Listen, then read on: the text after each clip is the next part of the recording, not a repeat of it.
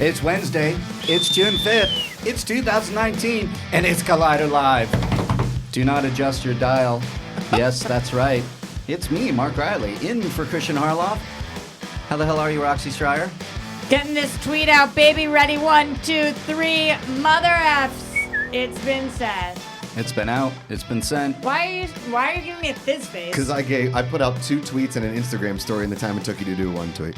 But did you tag our guest, talk about his story, promote it, and say that Roka said it was the best indie in the last 10 years? Nope. Did you tag Reilly and Cody and Alex? Nope, because a lot of people just scroll by the actual text and just click the link. I'm just curious, if you did all the things, did you take a selfie of you frowning, saying that Josh Macuga wouldn't join your selfie? I didn't need to. I just needed to get a link. Did you do any of that, huh? No.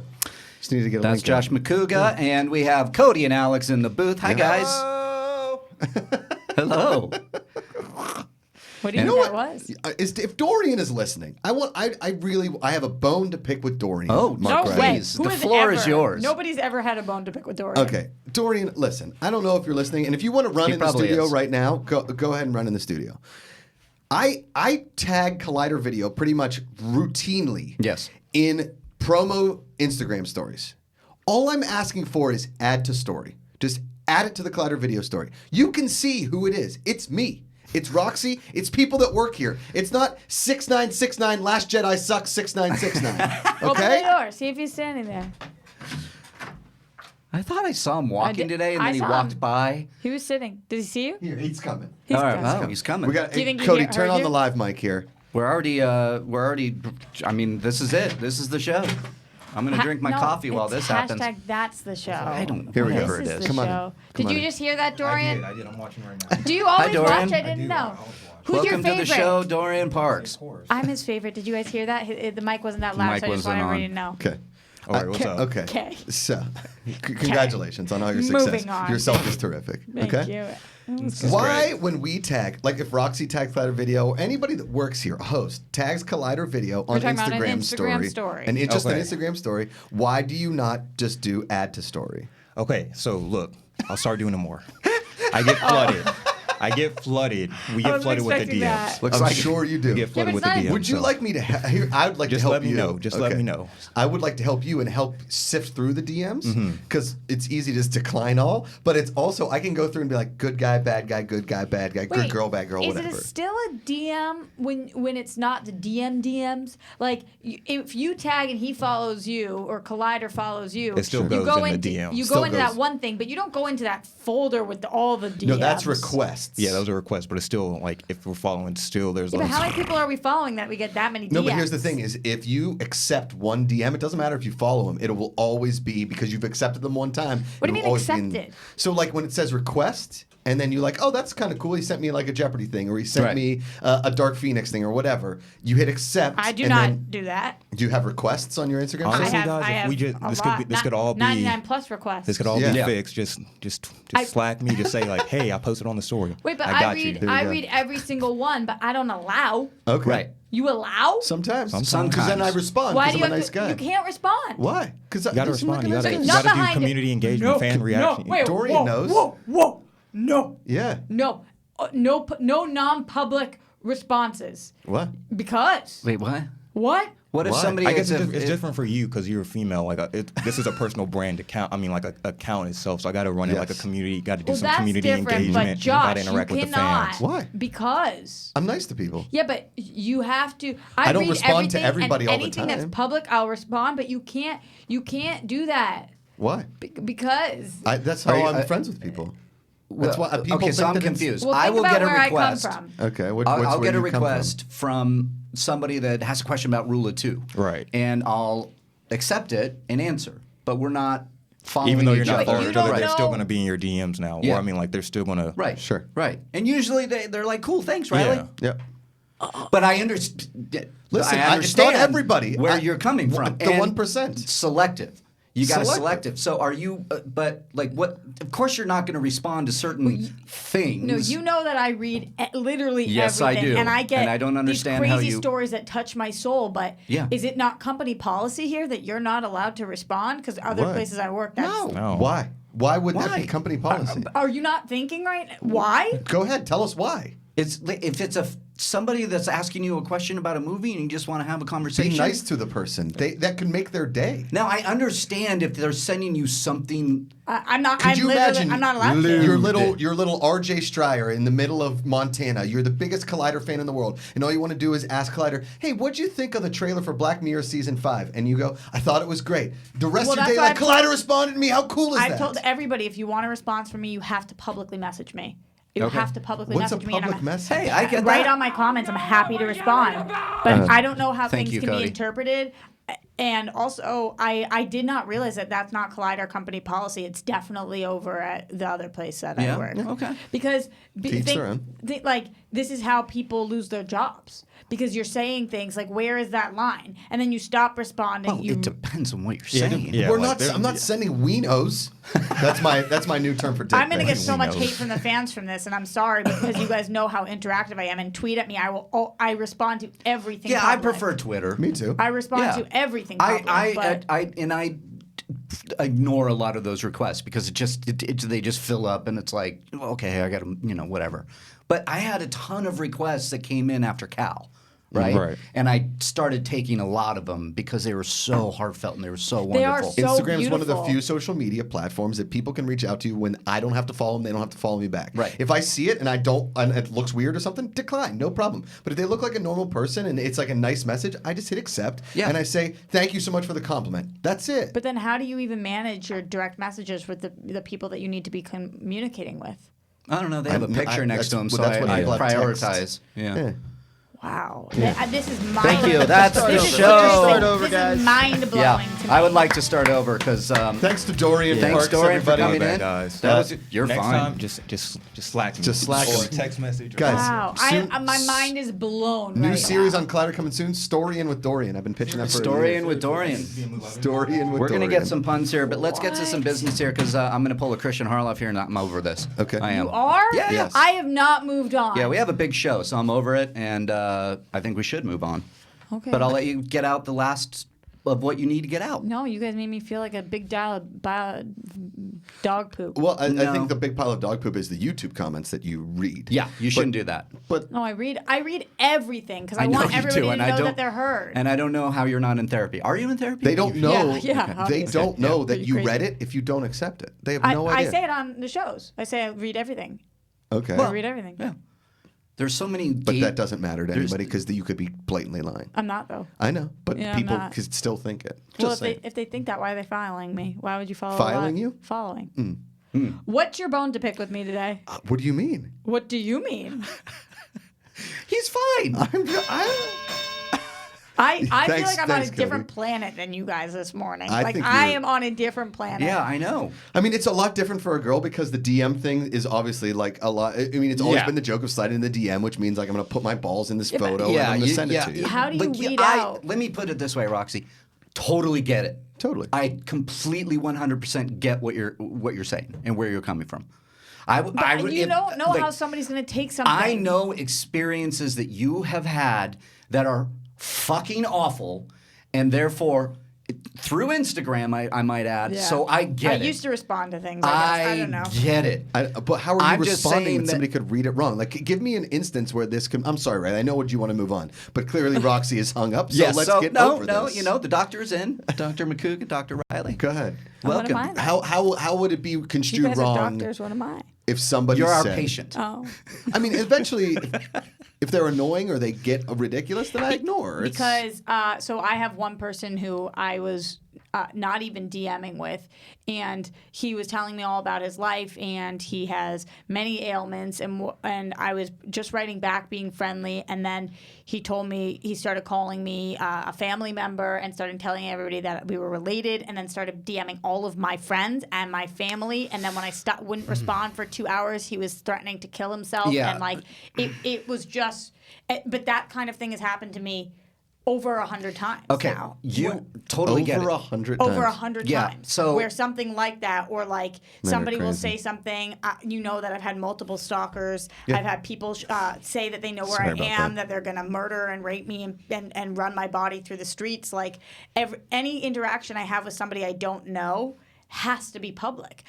I can't believe you guys aren't experiencing this. No. I haven't. But think I'm not that again, good I looking. completely understand where you're coming You're both from. very good-looking gentlemen. Sure. Let me. I'll give you a success story. Okay. For one of those requests, is that when Cal passed, I got a nice, really thoughtful message from a gentleman named Eric Bass. Okay, Bass. How about Bass? All about that bass. How about bass? Bass? No trouble. So, and I'm sitting there talking to him. It was the nicest message I've ever received. And I noticed that I'm like, oh, he has a blue check mark. And I was like, oh, that just occurred to me. So I keep talking to him. Blue check mark matters. And he revealed to be the bass player of this band called Shinedown. And I heard about Shinedown. I and know I went, Shinedown. what? I don't. And Yes, then you do. Oh, do all of a sudden, Cody, play Shinedown. we're talking, and I'm like, dude, look at Alexa, play Shinedown. It starts playing. Julie's like, holy crap. Some people's speakers just went Yeah. mad. I when know. you said Thank you. that. You're welcome, everybody. You're going to get some Shinedown. But because I took that request, because of what he said nicely about Cal, we now text occasionally and have become friends. Totally. And I love it. And if I it's- was like blown away. If it's other A blue colleagues, check mark is a it's totally a- different thing. yeah, definitely. Yes. If it's other But colleagues, all I'm saying is you could check. You could see. You could read the message. You can see the I profile. can't check though. I thought that this guy, like anybody who I've ever was DMing with, obviously I tried to use my judgment to think, and like people will write me these stories that bring me to legitimate tears. Yeah. I've had to go into the other place that I'm talking about where we're not allowed to respond. I had to go into the office and I was crying and I was like, this person is saying they need me. What am I supposed to do? But like, I feel like I'm stuck between a rock and a hard place. I get it. I mean, there's nothing you're saying that I Listen, don't if get. you want to talk to Roxy, here's what you either comment on Hit her her up on pictures Twitter. or hit her up on Twitter. Yeah, It's easy. and she'll I read it, and respond. And even if you just want me to know something, you can DM me, and I will read it. I read literally all of them, everything, all the things. I know you do. Anyway, and it's good. I totally get Dr. Riley wants to move on, but Dr. Riley this wants like to move breaks on. my soul. Oh, I'm sorry. Sorry. It's okay. No, Everybody, I get it. It's just another instance of double standard where a guy can kind of get away with reading his DMs and a girl cannot. But you guys are Yeah. right. It's not. See, it's 90. It's 100% men. It's the 1% that are messing it up for the 99. But I just like, don't know how to decipher anymore. again, like we're all on the same page. I think, like, Yes. totally get it. It was just one of those things where it's like, wait, when you get a message that's like kind of nice, and you say, but where you're coming from a totally different Also, place. when are you bringing in the bassist from Shinedown? I know, right? Eric's What is so cool. Do I know what Shinedown song? What is that? All right, That's that was supposed to be just a bass sound effect. Okay. Didn't exactly work the way I thought. that kind of sounded That like. sounded Let's like- check the mic. Yeah, that sounded like we need to stop the show, redo everything, and start again. Yeah, that was on me, guys. Everyone just check Way to their go, Cody. speaker, But like, appreciate I'm the looking swing. up. All right, while you're doing that, I told him I would love to have him on sometime because he's a big fan of Collider, and he has invited some of us to a Shinedown gig. Great. At one point. When? Where? I don't know. Again, somebody play me a Shinedown I don't song. have the ability, and I don't know if they're allowed to play YouTube things anymore, right? You can play a song, can't you? Back there. Give me Cody? a second. Yeah. All right. All right. Just It was really cool. 3 notes of a Shinedown song. It That's was all really I'm cool. asking for. And then so he's writing me, and I'm You want me like, to try? Sure. and I asked him Might what he be a did, and commercial. he's like, "Oh, I'm in a band." I'm like, "Oh man, cool, dude." And Yeah, we heard the story, Riley. Move on. Get the fuck out. It's my show today. Speaking of which, what is Roxy. this? This is the video. Okay, Dude, this it's is rad. this is a cover of Simple That's Man, though. Simple Man. Yeah. That's Leonard Skinner. Yeah. Roxy, just I turn got off the it, phone. I got it. Oh, I okay, do he's love got it. it. He's got When it. I was young. Yeah. Is this it? I don't know this one. Is this Get Up? This is Cut the Cord. I don't know this one. Good. So It's good rock and Let's roll. play anyway, shout out to Enemies. Eric because I don't mean to be an asshole to Eric Bass. I just don't know Let's Shinedown. play Enemies. No, and Just so you know, and I every told him song I of didn't theirs either. has over 15 million views on YouTube. Awesome. That's though. amazing. Yeah. I'm sorry, I don't know Shinedown. No, and he was Just turn it off. It's terrible. It's always terrible. always. You asked me. I didn't ask you. You did. I said How many Cody. times? How many times did he say he wanted us to play it? I said Cody. Yeah. play me some Shinedown. And you said, I'll play some. And then you play Leonard Skinner's Simple Man. I didn't know it was going to be Leonard Skinner's Simple Man. It says Simple Man in the title. It did say Simple Man. You don't think there's possibly another song When called a song Simple is Man? as popular as Simple Man and it's played by Shinedown, no. I've never wanted to move on more from a topic. This is brother and sister just I fighting. know. Just a shout out to Eric because that was just an example Thanks, of Eric like Bass. just because of the whole Cal thing, and it was so nice. And What if- anyways, what we're if off topic. His Instagram handle is just Eric Bass because he plays bass. I might have gotten that wrong too. I mean, that's how little Look I it know. up. Eric from Here we Shinedown. go. Okay, so real quick, let's bring it back. Housekeeping? Little housekeeping. As you know, Kristian Harloff's not here, and I've been waiting a long time to say this. He has the shits. He has the shits. Payback's a bitch. Payback's a bitch. He's got the shits. Actually, I don't know. Losing He's a little actually not feeling too well because of he's been fighting that thing. So Yeah, he's got everybody's he's got taken one. the day to like get better. Is Recover. what I know he was texting The you. undenison thing to do. Eric Right. Bass. Eric Bass is his name. Oh, cool. yeah. Thanks, Do Ryan. you want me to play some of the songs? I'm good. Oh, Thanks. okay. Just checking. Shout out to Eric for being just a fucking decent human being Sure. who wrote me like the most amazing message about Cal And shout at out that to time. Kristian Harloff for having the shits. Yeah, and shout out to Kristian. Yeah, he's going to get better. So we're running the show today because we do have a special guest coming in at 11:30, and it's Jamal Trulove. He's promoting The Last Black Man in San Francisco. It's an A24 Films release. It's releasing June 7th. This Friday. Roka's going to join us for that because he interviewed the director on his deep cuts, so I think it's going to be great. Roxy's going to run this interview. Roxy, give us a little hint of this. I okay. cannot wait to meet this guy. So I, like Josh, just finished, and I don't know if you were watching it, just finished watching When They See Us. Okay, And so finished episode 2 last night.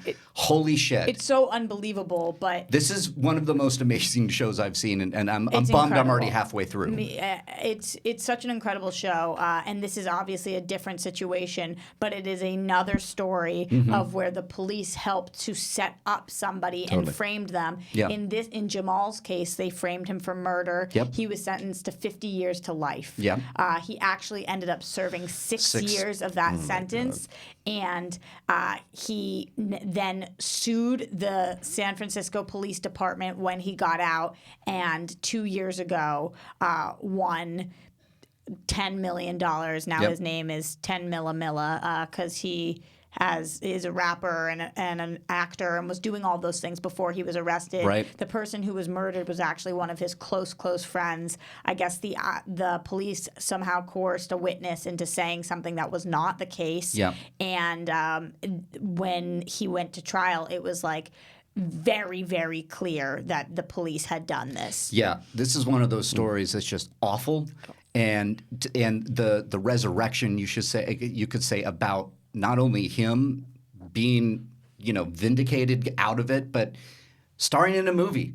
Yeah, and But he it's not always, the movie A24. about his life. No, No. it's not. Yeah. It's But- a movie about somebody else's life, but he's always wanted to be an actor, and now I do think that this helped his name with his relevance, and now he is starring in The Last Black Man in San Francisco. Yep. Roka says that I was talking to him before, and I haven't seen this movie yet, Yeah, but I John haven't seen Roka it. saw it, loved it, and said it was the best independent film he has seen in the last 10 years. That's great. Really? The best independent film he's seen in 10 years. Wow. And Roka's got high standards. So Yeah, he does. I cannot wait to see it. And Me too. And I think it's pretty incredible to hear. I can't wait to talk to this guy and hear his story about, so many questions. There But are Roka so many. doesn't like Goonies. That is a really valid point, and Has and no bearing on this it's conversation. got to come up in the interview today, and we got to know how Jamal feels about that. And Goonies. Because if he likes his movie but not Goonies, does that kind of like cross each other out? Sure. I'm not sure. yeah. We're gonna have to get to the It's a bottom very. of that. I like the idea of this movie too because it's very relevant right now for somebody whose family lives. I have family that live up north. I have a lot of friends that live up north. All the guys in Kind of Funny. The stories they tell me about their rent. I mean, LA is very expensive, and I lived in New York, which is also very expensive. Right. What they're doing, and if you've ever seen the documentary San Francisco 2.0, it's about the tech market pricing out the people that have lived in San Francisco forever. Just like totally destroying the entire city. Yeah. And the fabric that made it so unique, which was it was a destination for people searching for something else. In the 60s and 70s and 50s, whatever. California was obviously, and all the far right people always say it's the land of fruit and nuts, right? Or fruits and nuts. Okay, that's like their go-to thing to say. And San Francisco was one of those places where a lot of creativity was born because people were able to live in a city that was accepting of what they did. Yeah. And now there's not that opportunity. A lot of major cities in this country, there isn't that opportunity anymore because you can't afford to live there as an artist. I mean, you can barely afford to live in Los Angeles, and it's 50,000 times the size of San Francisco because it's one large suburb. I just got in on a thread Drew McWeeny shared about the rent prices in LA, and I know you're talking about San Francisco, but there is a huge problem here as well, and just massive. People are just going down the line being like, I'm getting priced out of a 1-bedroom now. It's rough, and I get it, but there was a really interesting conversation on NPR I heard like a week ago about what the laws they're trying to pass in California because we have the highest housing shortage for people that are middle income to whatever income. They're trying to make an income to live. Yeah. California has the highest by like 23%. Like it's not even close to other places. Yeah, we decided to re-up our lease, and I fought them on the rent increase, and I won somewhat. They raised it a little, but are you not rent controlled? No, they've been raising our rent, and I'll stick it to them because they're like, yeah, we're raising your rent.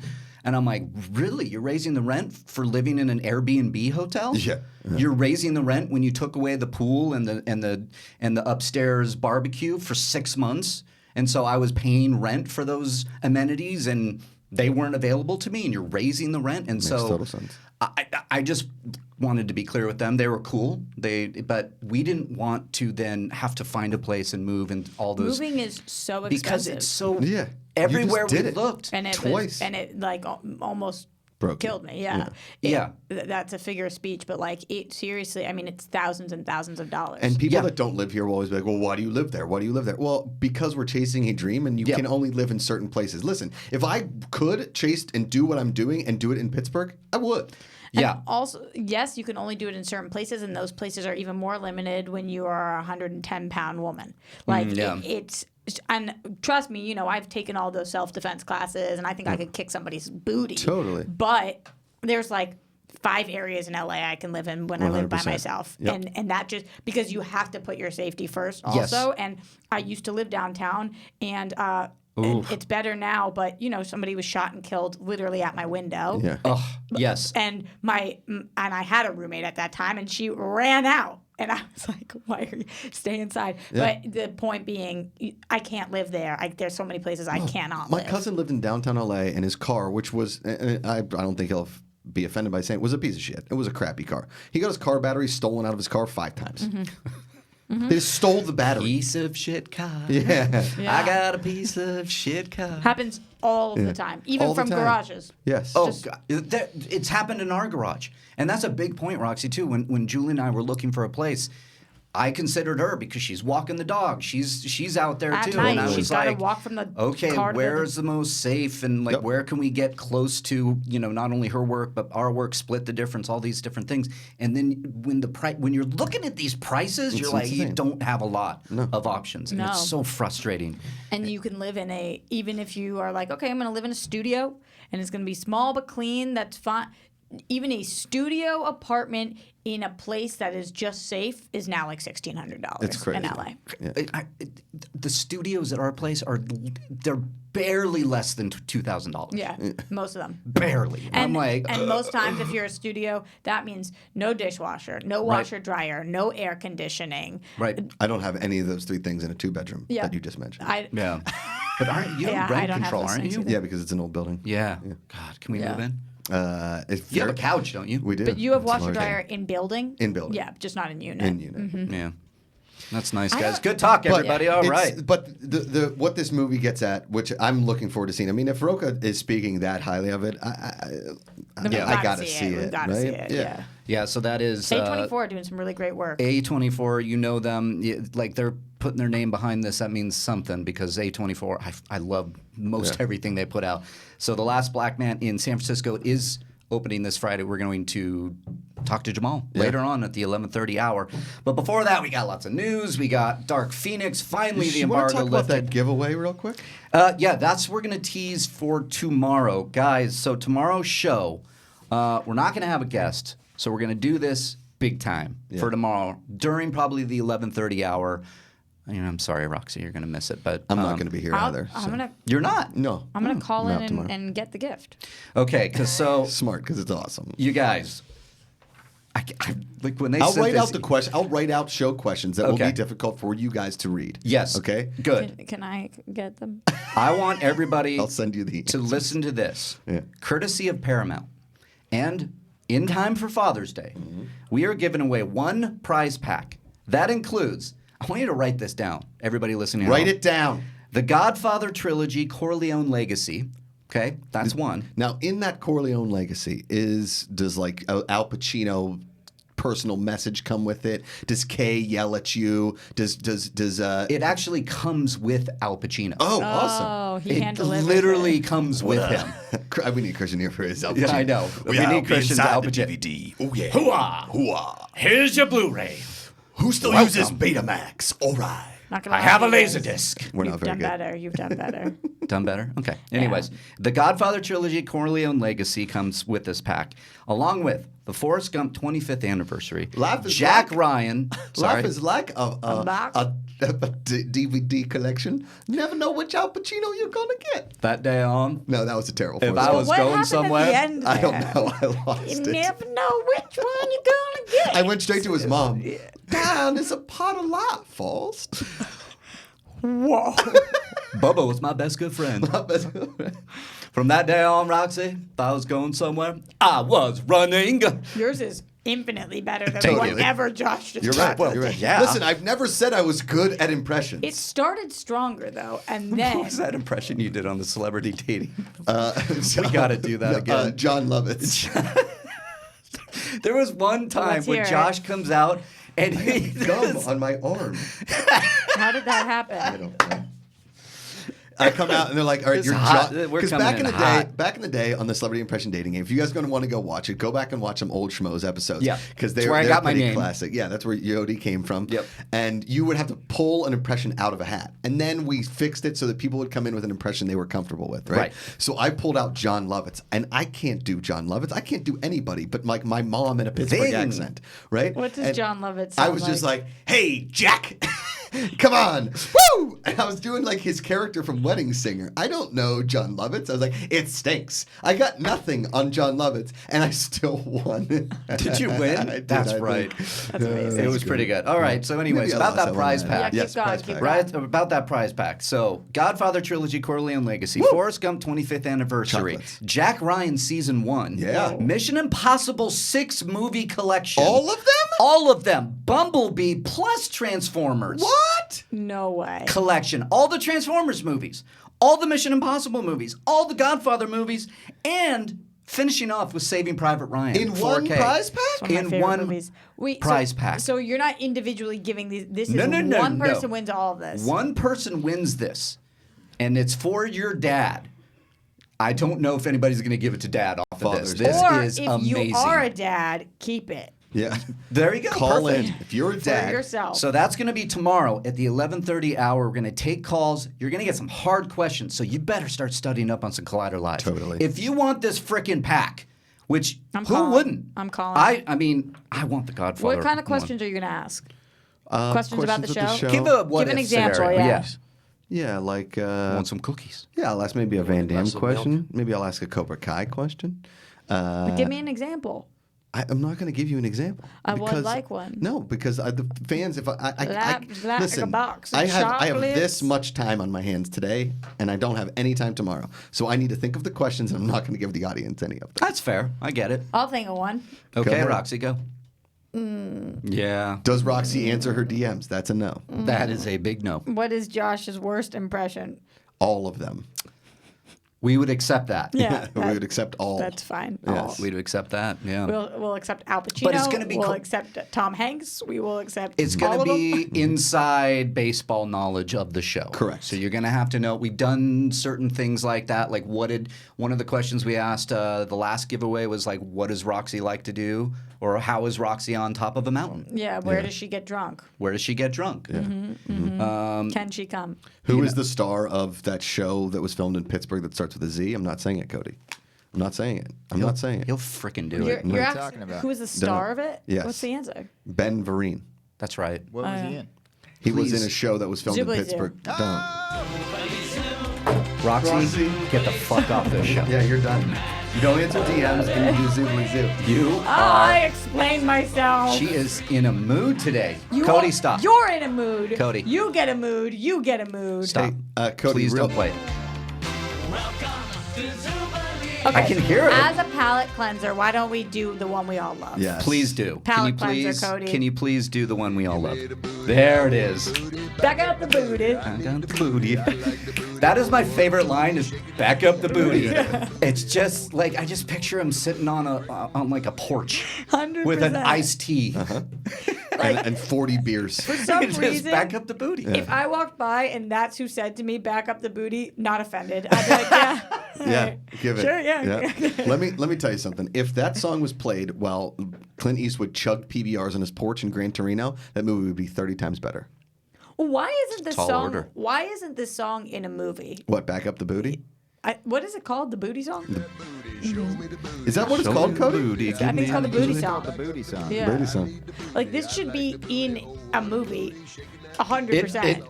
With J-Lo, or who are we thinking? Kim I'll write it. Kardashian? I mean, Booty this Man could by have Tim been in Wilson. Hitch or Magic Mike. Yes. Or like, there's so many opportunities. Magic yeah, any Mike. J-Lo movie. Yeah, Made in Manhattan. Made in Manhattan. I picture it's like a guy that like maybe like in Superbad, like a Superbad-esque comedy. Yes. I picture the lead singer also. I don't know what he looks like. I don't want to look like, but I imagine Ray Fiennes playing him in Made in Manhattan, and he's like, "This is my single." It's Ray Fiennes? Wasn't it Ray Fiennes? In Made in Is that Manhattan, who- yes. I But that just picture makes Woody- zero sense. I know exactly. I picture like Willie Nelson and like some kind of cowboy hat. Sure. Yeah. I picture like a fatter guy. But I do feel bad because What does he look like? He's passed away. We decided. I know he's He passed. decided. Can somebody God, make a biopic? are you there? It's me, called Margaret. The Booty Song? Did you read that book? Of course I did. Excellent. Judy Blume, I grew up with. Excellent. Super Fudge, Tales of a Excellent. Fourth Grade Nothing. Are you there, God? It's me, Margaret. You had the best parents. What? Yeah, no, I remember getting those books. So good. And loving those books. So good. What was, Super Fudge was my favorite. That was great. Yeah, what does the booty singer look like? Do we know? Booty Man. Show me the booty, I know the booty. Back up the booty. Booty Man. What's Booty his Man? name? Yeah, His it's name Booty is Man. Tim Wilson, I believe. Tim Wilson. Yeah, there he is. He was on Bob and Tom back in the day. What's Oh, that? there he is. Look, he looks kind of like Bob and Sam Tom? Elliott. He looks like Sam Elliott. What's there. Bob and Tom? Okay. Bob and Tom's a radio show. You know what, Roxy? You're pretty damn close to Willie Nelson. Yeah, 100%. He was born in Columbus, Georgia. He died in Columbus, But Georgia. I feel like maybe we saw him, so that was tainting my vision, and Okay. that's why I thought about him. Well, thank you for that palate cleanser. Thanks, Cody. Alex, how's everybody doing on the chat? Is everybody like, what the F is going on? Where's Pretty much, Kristian? pretty much, yeah.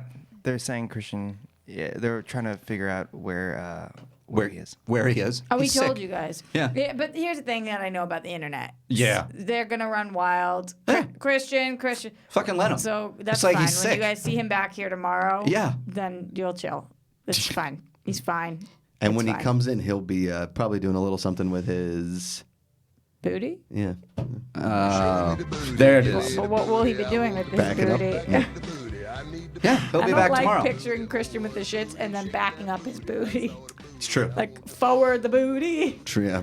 elsewhere the booty. Yeah. Keep on your pants, booty. Booty, booty, booty, booty, booty. All right, let's move on. Okay. Let's do some news. All right, what do we got?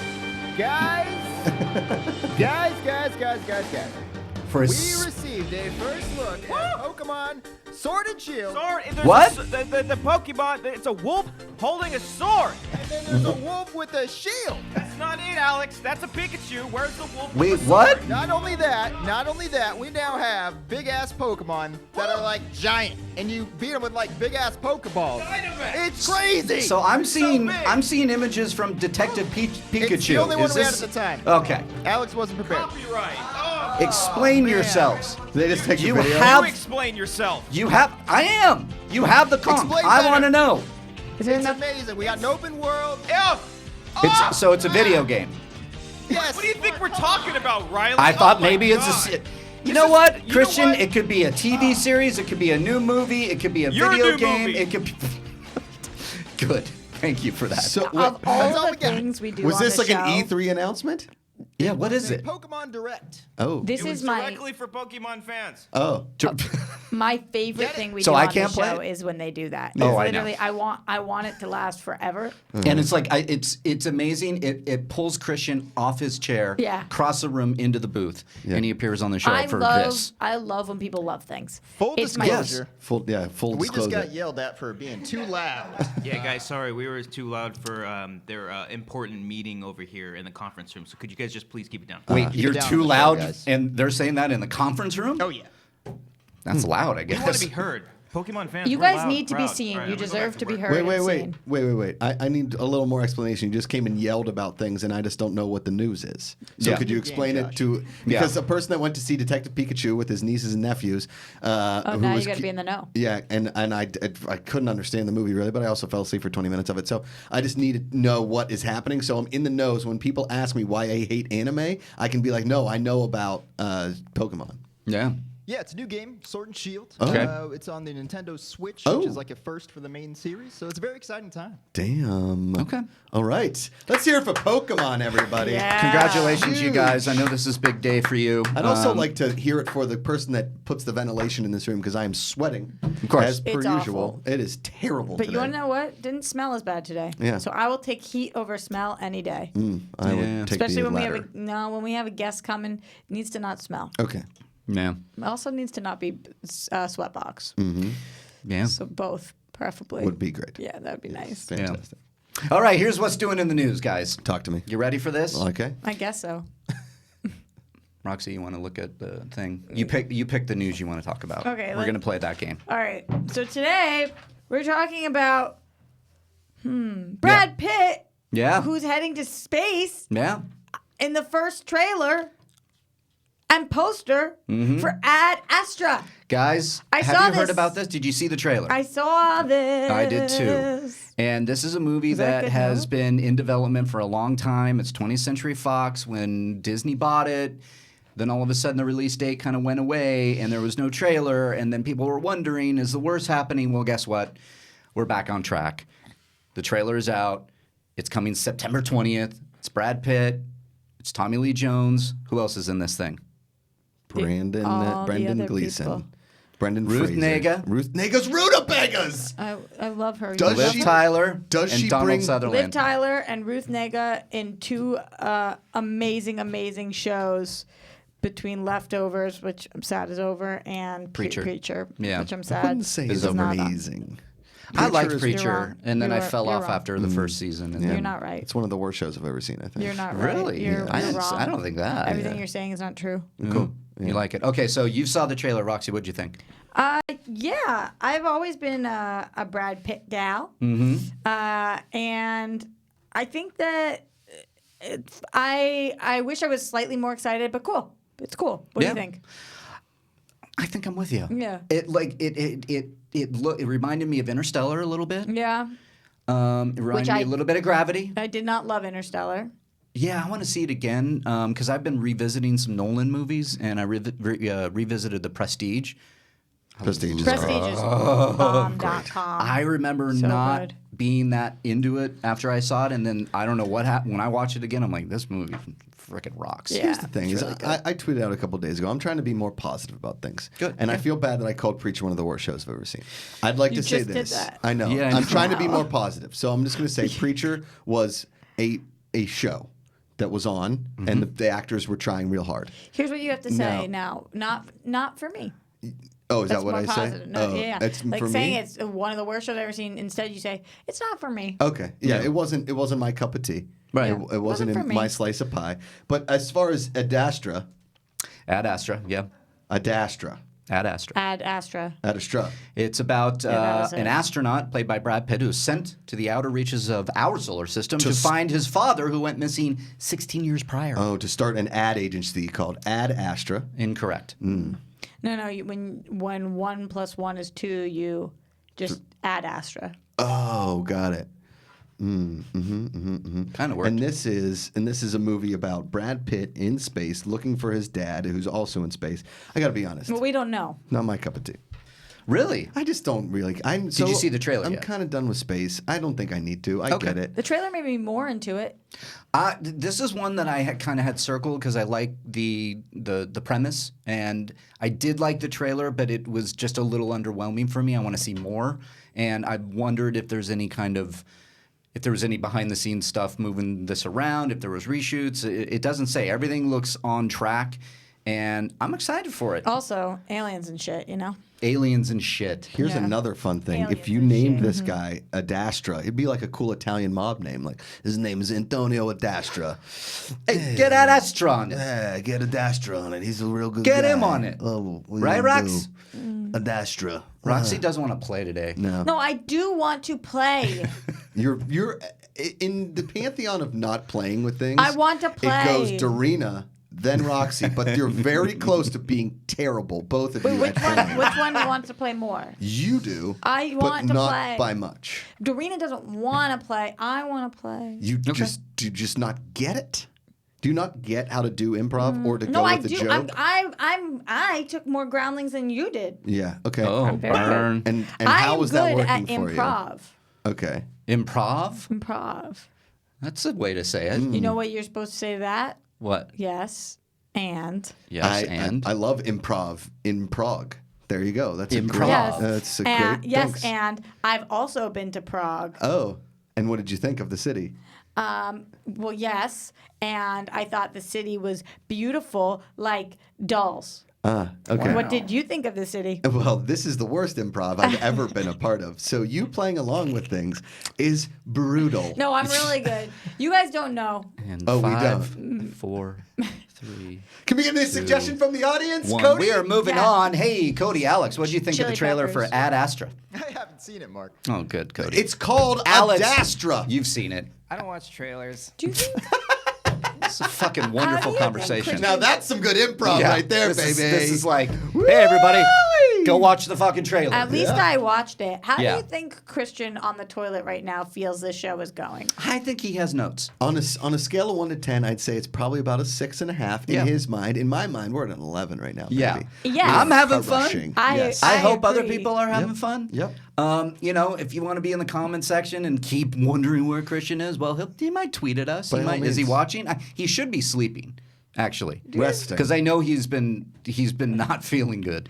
You guys Like ever he has do- that antibiotic in him that's like doing some weirdness. Yeah, that's What? true, and that will make any of us get the poops. Did you guys ever do that thing with the calculator where you wrote boobs? Yeah. Yep. Or boobless. Boobless, and you Yeah. put it upside down. That was the bomb.com. Well, that was the Ad Astra conversation. Actually, everybody drop in. What are you saying in the chat? Have you seen it? Do you Honestly, like though. it? It looks good. I mean, I was a little underwhelmed because it reminded me of all these others, but I'm willing to give it the chance it needs. In September 2021, though, the comedy Ad Astra will be airing. It's directed by Todd Phillips, written by one Josh Macuga. It's about a guy named Sandy Ad Astra. And Oh, boy. Sandy Ad Astra, he used to own an ad agency called Ad Astra. Uh-huh. It went out of business, and now he's being run by a larger ad company run by Brad Pitt. And it's coming full around.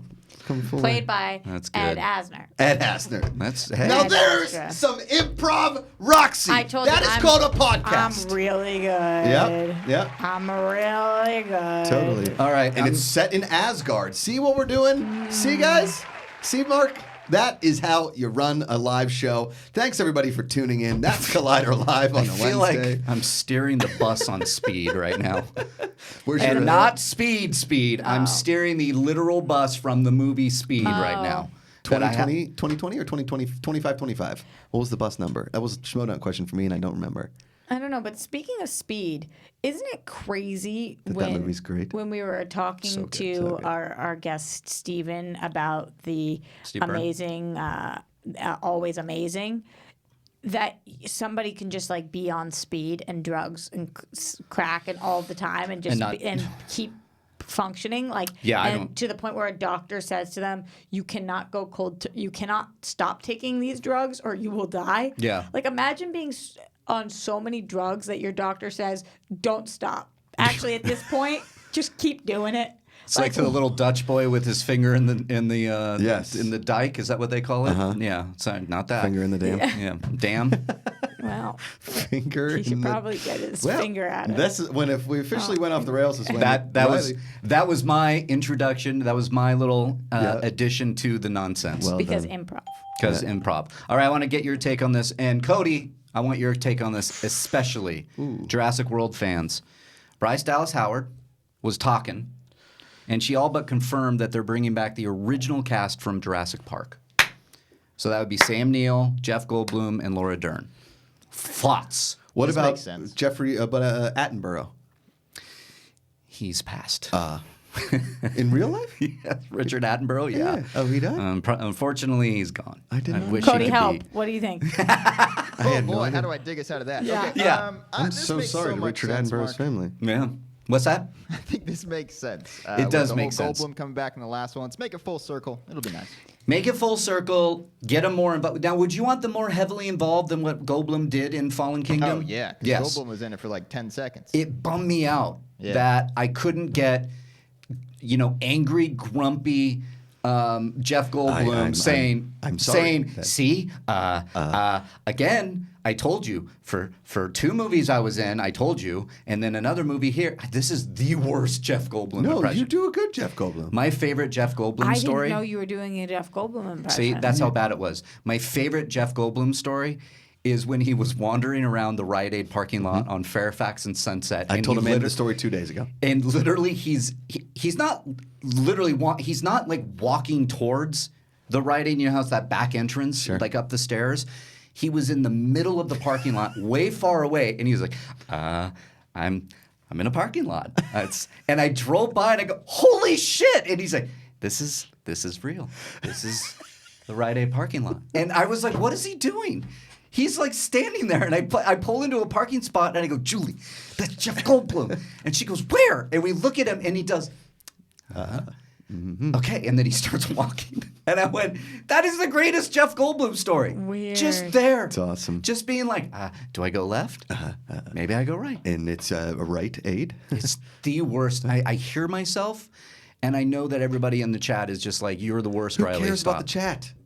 Who I cares? do. I read everything they have to I'm say. Sometimes kidding. I I care, care about it. sometimes Nah, I care. Well, I want to I'm make like- sure they're having fun on Do you this. think Anyways. that there's any downside to having the OG cast come back?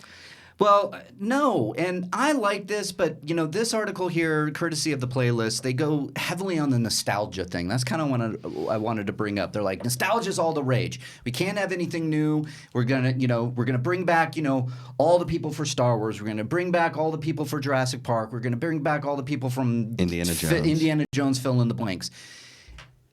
And some of that I agree with, but I actually think the story warrants it That's now. what I'm saying. I think that if of any movie that we're talking about nostalgia and where they actually fit in, Jurassic Park makes a ton of sense. It makes a lot of sense here because now we've gotten to the point, and spoilers for people who haven't seen Jurassic Park: Fallen Kingdom, but it ends a certain way. So let's talk about it. I've never seen the movie. Yeah.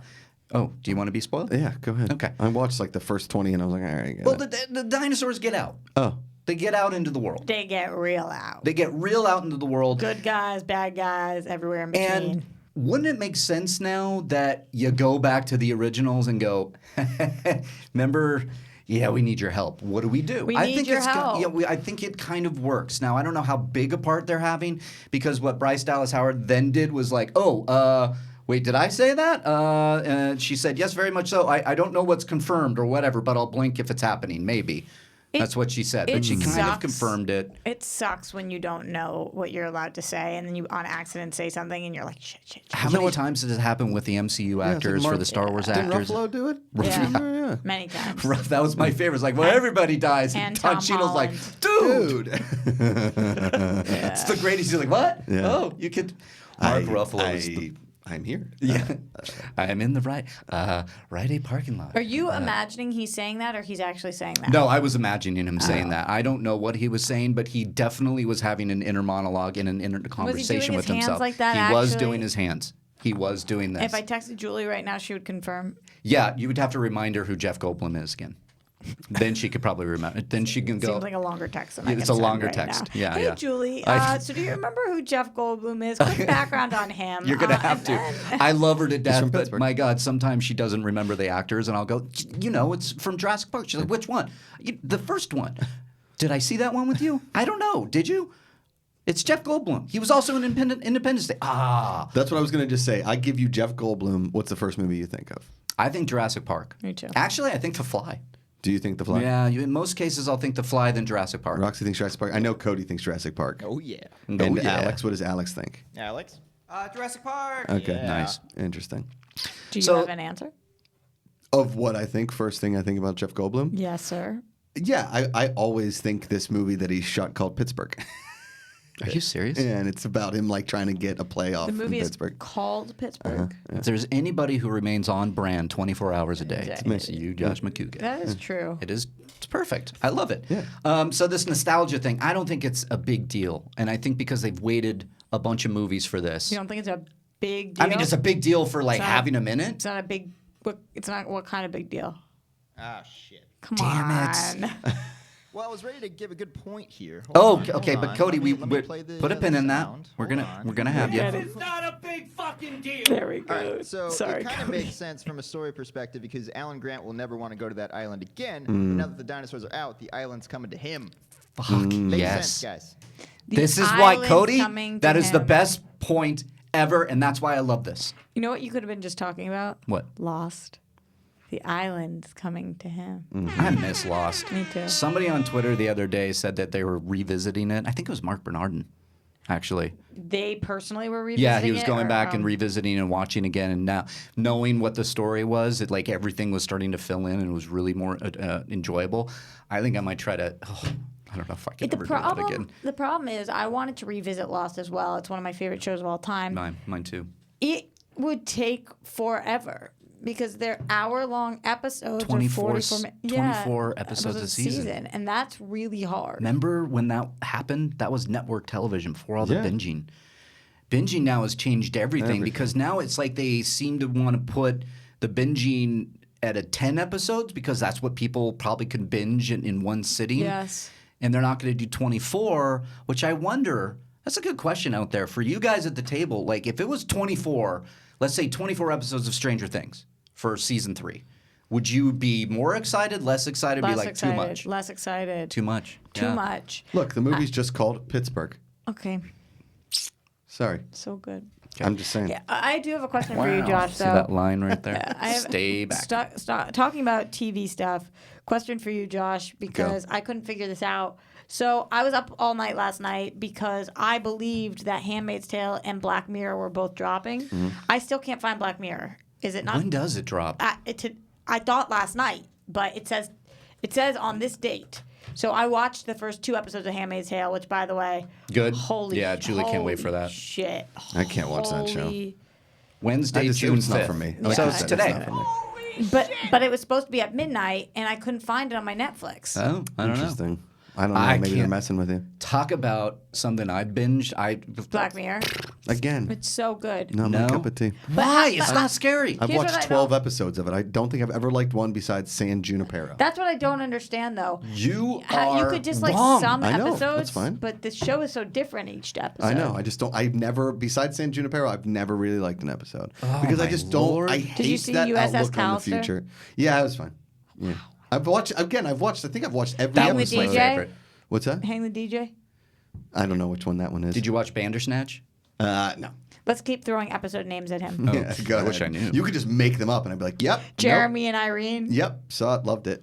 It's fantastic. Penelope Shield. Ham. Sword and Shield Yeah. was fantastic. Yeah, it was a good Love one. that. Yeah. Well, you know what the best part about Sword and Shield was there wasn't even a sword or a shield No, in they it. were Pokemon. They were- Hats and correct. goldfish. Yeah, hats and goldfish. Yeah. Well, the one thing I loved about hats and goldfish was that they actually filled the hats with goldfish, and people were constantly walking around eating the goldfish, and it made me hungry for goldfish. To be honest with you, Shoes and beef. shoes and beef, fantastic. Just I an love the fishes incredible too episode. because they're so delicious. Yes, me too. Hall and Oates. Listen, there can be nothing wrong. Quick heads up: Hall & Oates is the greatest band outside of Journey of all time. Just saying. Guns N' Roses. Now, the Guns N' Roses episode, not a huge fan. It was a little loud for my taste. You think it was disrespectful to them? A little bit. Yeah, I felt that too. Yeah, because when you turn a gun into a rose, it's just like, We've lost him. Franklin This and is Bash. this is doing what this. Riley actually just You guys did. missed the This good was one. This was a what did you? Cody just said Franklin and Bash. This is what Riley really just did though. Did anybody see? Yeah. Yeah, He I went looked gold. at it. You He just didn't went do full it. Goldblum. It wasn't Yeah. an eye roll. It was a head roll. And now there is going to be news on this news segment. Sure.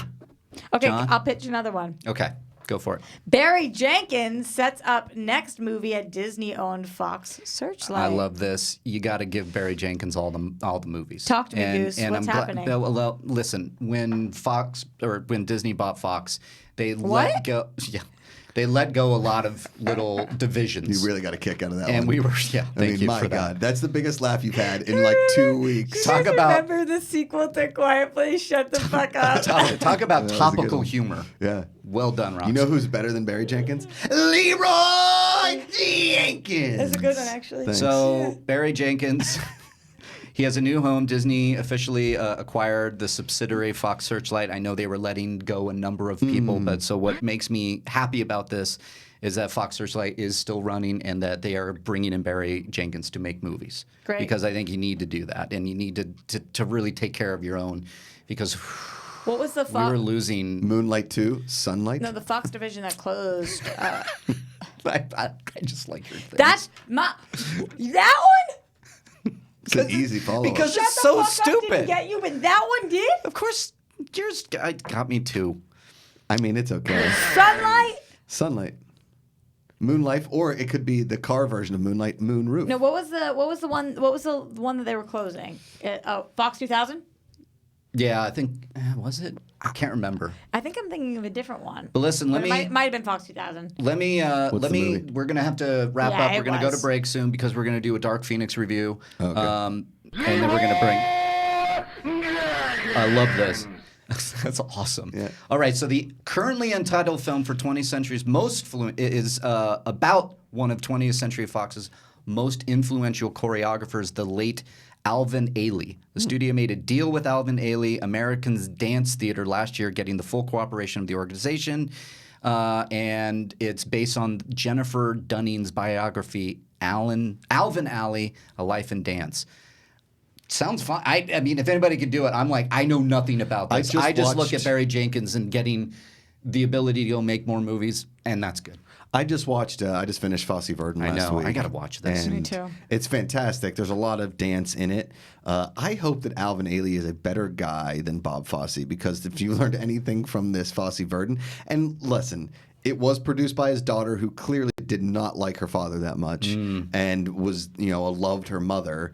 It really painted Bob Fosse in a terrible light, and I have no idea if that's what Bob Fosse was really like, because most of his friends are either dead or I've heard the people who stories. love it. I mean, I'm sure people have. Yeah. He was a total womanizer, but he was an amazing dancer, choreographer, whatever. I didn't even know who Gwen Verdon was, but I like these stories about old time dancers. I just hope that it's a more uplifting story than what we got with Fosse. Yeah, I get it. Although I mean, Barry Jenkins isn't exactly known for Yeah. uplifting stories. true, and also dance stories do very well with not uplifting, like Yes. Black Swan or one of Vox Lux.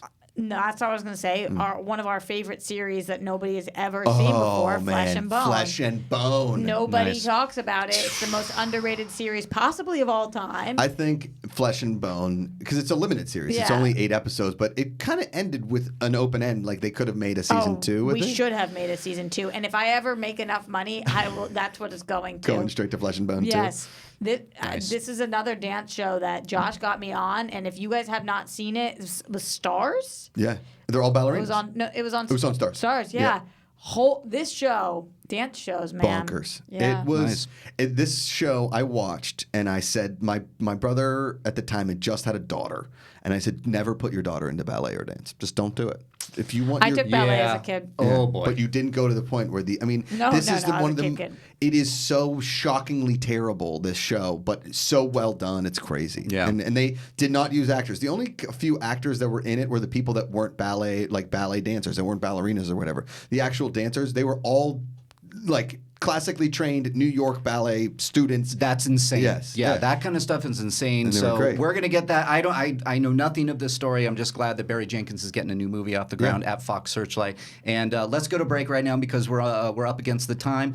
When we get back, we are going to talk about Roxy's going to do a lot of this heavy lifting because I have yet to see Dark Phoenix. I go to the gym. You have yet to see it as well, but the reviews are out. I want to talk about what it means for X-Men's future, and what that could do for MCU. I just learned that it is not a sequel to Demolition Man about Simon Phoenix's later life. That is correct as well. You wanted to get that joke in real bad. I did. You did. That's Collider Live. We'll be back in a bit.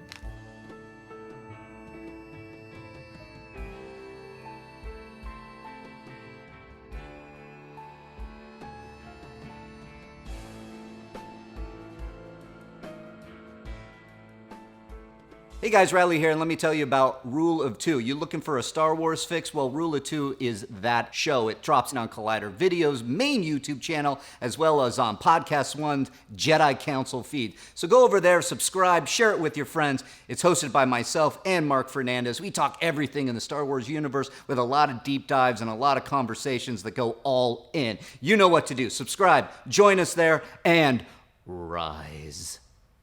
Hey everyone, John Roca here, the host of Collider Mailbag. A new episode drops every Saturday and Sunday in your face and in your ears, answering the questions from you fans about the world of entertainment, film, and television. Me and great guests from our sphere do the best to answer your questions from Twitter, from Instagram, and of course, email as well. Once again, it's every Saturday and Sunday on the Collider video feed, and also you can listen to us on podcast, on the Movie Talk podcast feed, every Saturday and Sunday. Hi, I'm Coy Jandro, host of Collider Heroes, and I'm here to tell you we've got 20-minute episodes coming at you on Collider Video, on the YouTube, as you've always loved it. Plus, now we've got hour-long podcasts dropping every Thursday, so make sure to subscribe to the podcast because it's going to get even more sweaty on the podcast. Plus, every week, we're going to try to get some very special guest interviews, all of the people that help shape these movies and TV shows you love. So, video, podcast, interviews, all coming at you. Be sure to subscribe. Thanks so much, guys. Stay sweaty.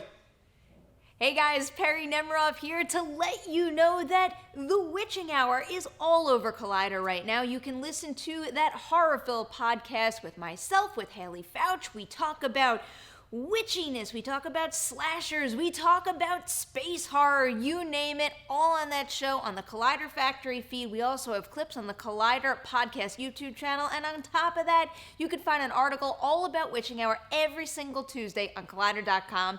Check it out, get scared. Hopefully you survive the Witching Hour.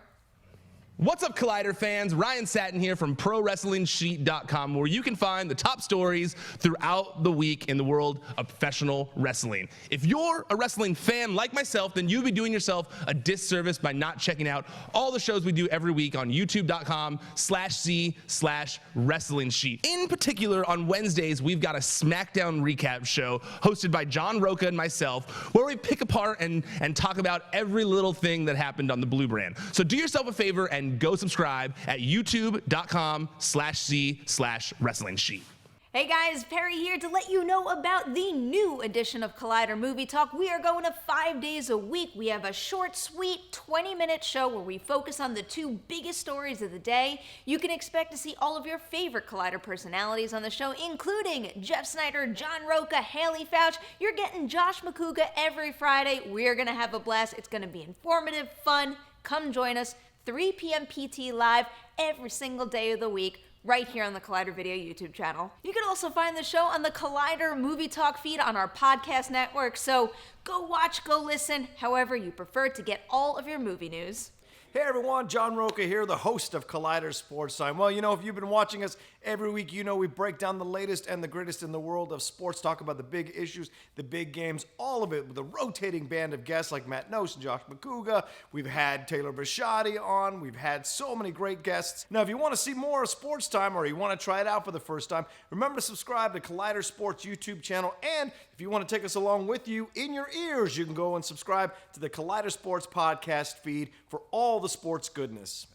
Hey guys, it's Reilly here. Let me tell you about the Reilly Roundtable. You know it, right? It drops every Thursday on Collider Conversations, and I have guests from all across the space. John Roca, Gray Drake, Alexander Desplat came on at one point. We talk everything from movies, we talk about life, and everything in between. What do you want to hear? What do you want to talk about? It's the Reilly Roundtable every Thursday on Collider Conversations. You get it there.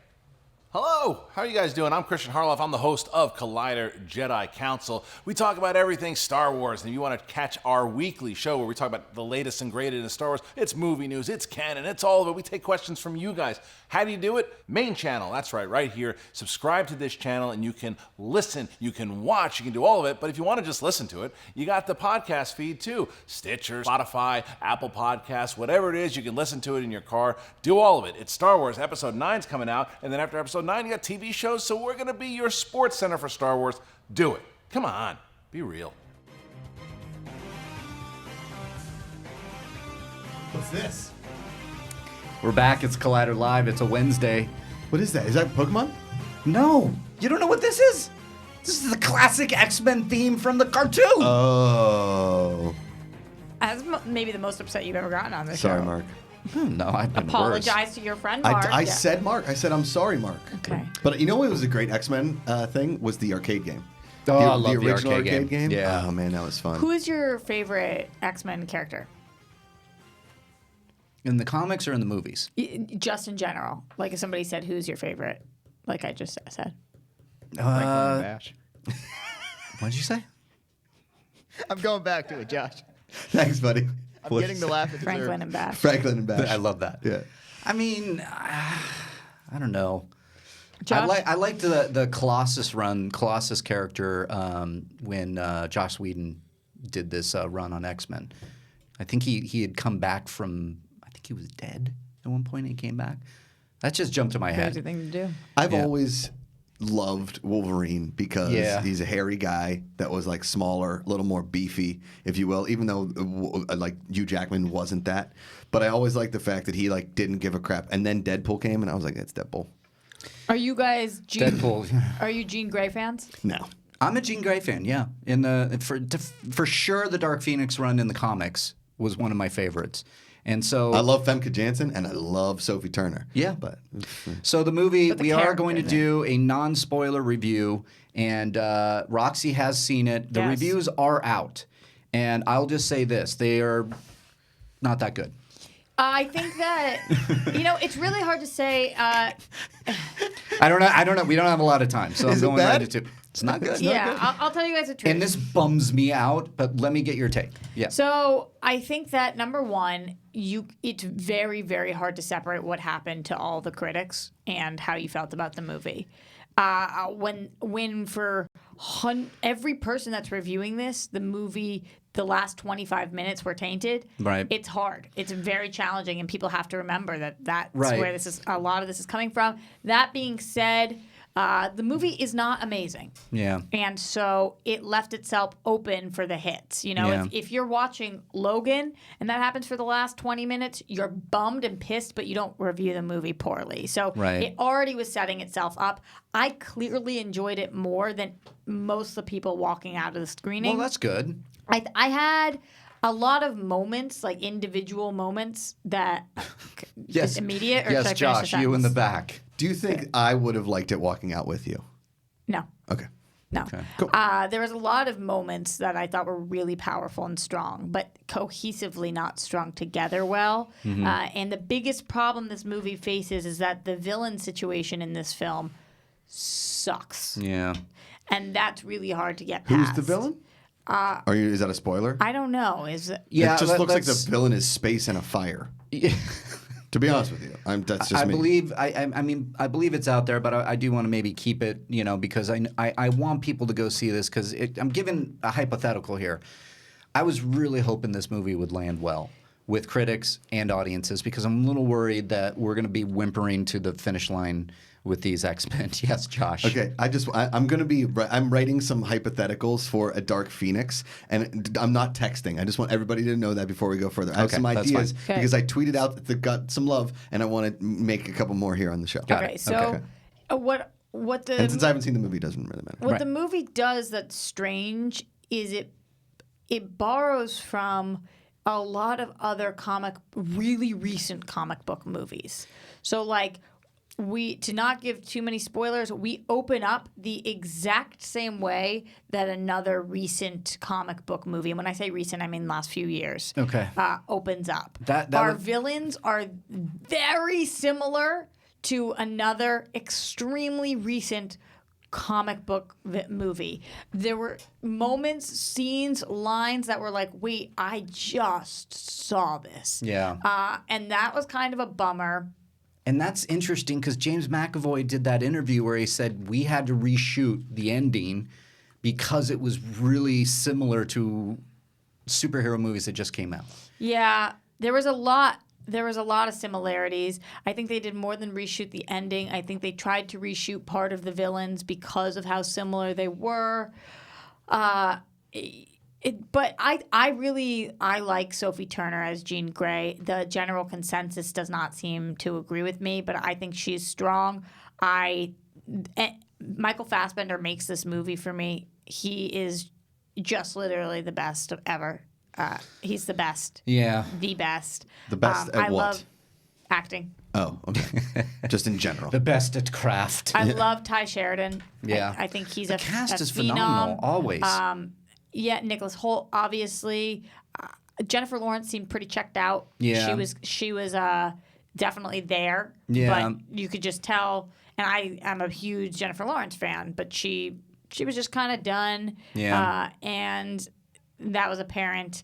So it did not feel, people are calling this the end of an era. Mm-hmm. It did not feel like a movie worthy of that.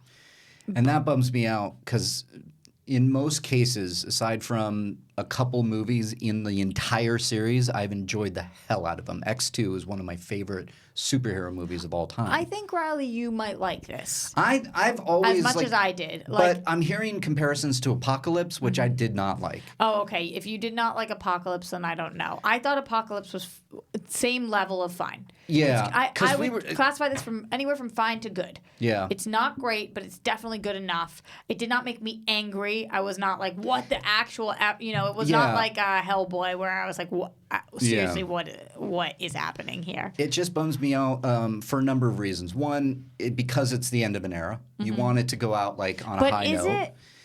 Well, listen, there was a part of me, this is why I was doing the hypotheticals. If Dark Phoenix comes out, and you know what? Still could do that. The audience, it's up to the audience now. You don't have to listen to critics. You don't have to listen to Rotten Tomatoes. You don't have to do any of this. If you want to see the movie, go see the movie. That's what I'm going to do. The same thing people did with Venom. Yeah, go see it. Have fun.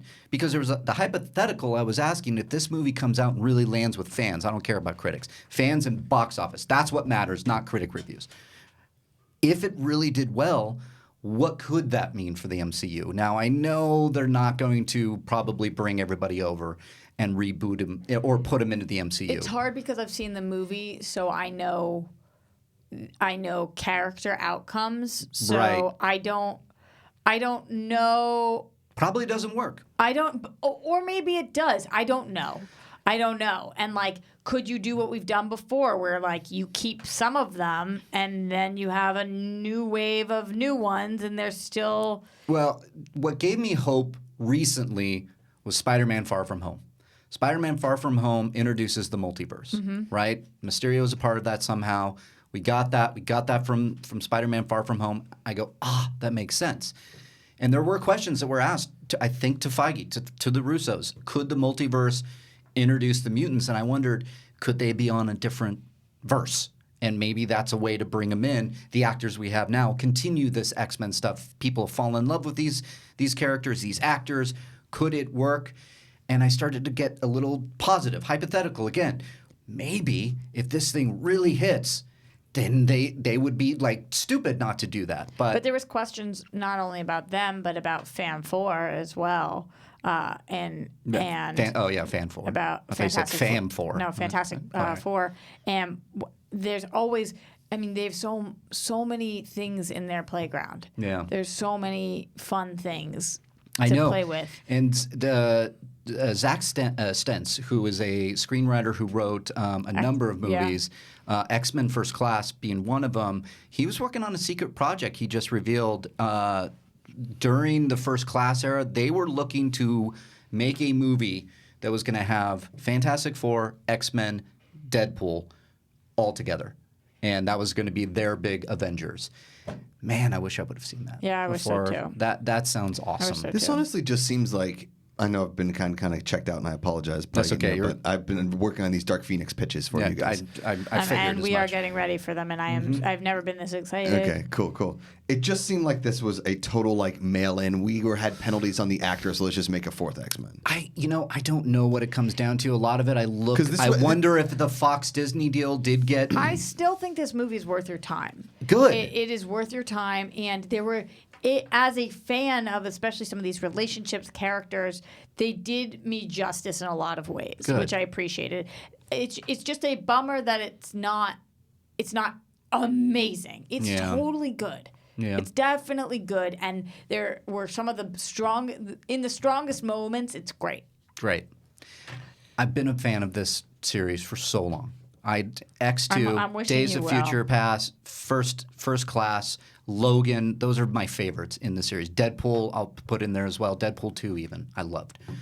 And it bums me out that I'm hearing this because I want to, and I'm sick of, fans versus critics and fans versus Rotten Tomatoes and petitions and bullshit. Go fucking see it if you want to see it.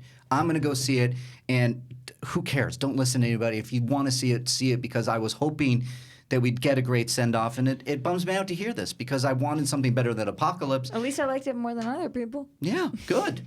Josh, I want you to let us know. Let us know what this Okay, is. I've got it. Okay. So What's happening? we're going to have some fun, cleanse the palate. I'll put it out there, Facebook group. I'm looking at you right now. You did put some questions in there. Maybe we can try for one question before we do go to another break and we welcome in Jamal. Okay, here we go. Okay, go. You ready? So yesterday I tweeted out a tweet that said, "What if Dark Phoenix?"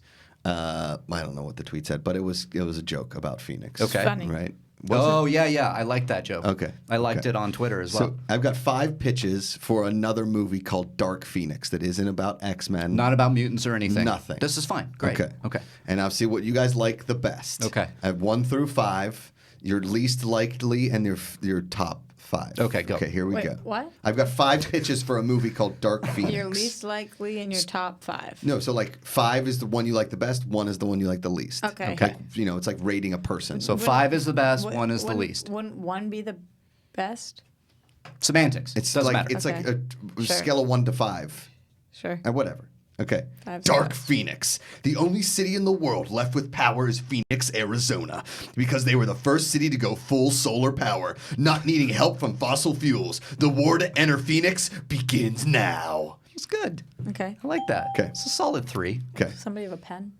No. There was somebody stealing pens. It's like a sock fairy in your dryer, just stealing your socks. Okay. Okay. Could be my dog too. Second pitch. Dark Phoenix. An underground people have taken over the city of Phoenix and put a huge shaded dome over the city. But when water becomes scarce, the people have to venture out and fight in the sun. Dark Phoenix. It sounds like Under the Dome. Yes. I was going there. That's why it's really creeping in on a 5. Was that show with Hank from Breaking Bad? It's a Yeah, Stephen but it's King also novel. a I've read novel, the book and never saw the series. But was it in Phoenix, Arizona? No. It was not. See, there you go. But it has a dome. Okay, Yeah. here we go. But is the dome totally dark to darken the city? No, it's clear. No. See, there you go. There But the are dark, differences. I like the dark. You didn't pitch like that. It's kind of like the dome meets the episode of The Simpsons Correct. when Mr. Byrne blocks out Shelby. the sun. Yeah, Yeah. Shelbyville. Yeah. Shelbyville. Yeah. Okay. Pitch 3. Dark Phoenix. Oh, boy. The entire world has been brought to ashes. 2 people are tasked with recreating the population, but they're brother and sister and don't want to have inbred kids. It's a comedy that's sort of like The Lannisters, but also it takes place in Phoenix, Arizona. Definitely my least favorite so far. Okay. Yeah, that's my least favorite too. It's a rom-com. Not into a whole, Is it? When a whole movie is based off siblings having sex, I tap out. All right, here we go. Cody, what'd you think of that You one? and I couldn't agree more. Yeah. You know, you done better. Okay, here we go. I Josh. bet Tom Dagnino would like it. Yeah. Okay, here we go.